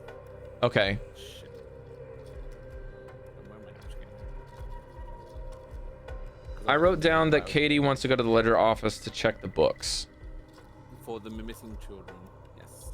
Okay, so instead, I'm gonna retcon slightly and say that you have to, instead of the Ledger Office, because maybe I misspoke, they're gonna take you to the Officer Briefing Hall, which is off limits to anyone that's not an officer. Brief. Okay. Does that sound okay? Sounds fine. Okay. I will work with this. Going to, yeah, note it down. Now, this is what Jody was asking about, but she was in the Ledger Office. Yeah. Because the Officer Briefing Hall is for personnel. The Ledger Oh, Office is for okay. items. Okay, well. But the benefit Jody is you declared she somehow didn't know both that. asked for the same things and went to different places. So that's good. That means you get all the Just Leanne info. didn't know that either, so- I was gonna Yeah, say, yeah, just I Leanne. do like Mhm. the fact of like we all have like our roles to be like you're gonna go here, you're gonna go here, you're gonna go here, and so far we've like ended up on different tracks. I have to but tell you still guys, where we wanna there be. is a lot of highlights in my notes. So you did very well today. As far as cursory stuff, I would say you guys did great. I think you found almost every NPC that is on this sheet. Ooh, fun. Okay. So that is a little piece of note that I'll tell you. And I will say that you did not find all of the locations, but that's because you were talking and focusing on the people instead. Yeah. But I have a map. And Carrie's going to have a map probably at the beginning of the time. And that map will basically give you Last Aegis and Righteous Brand locations, Care. Okay. But because it's not definitely Crown's gonna Guard, be it's not like going to a give you nerdy everything. Recruit, like Yeah. studying the map. All right, well, I think that's going to do it for the D&D activity on Twitch. Thank you guys for popping in. It's been good to get back in the shoes here.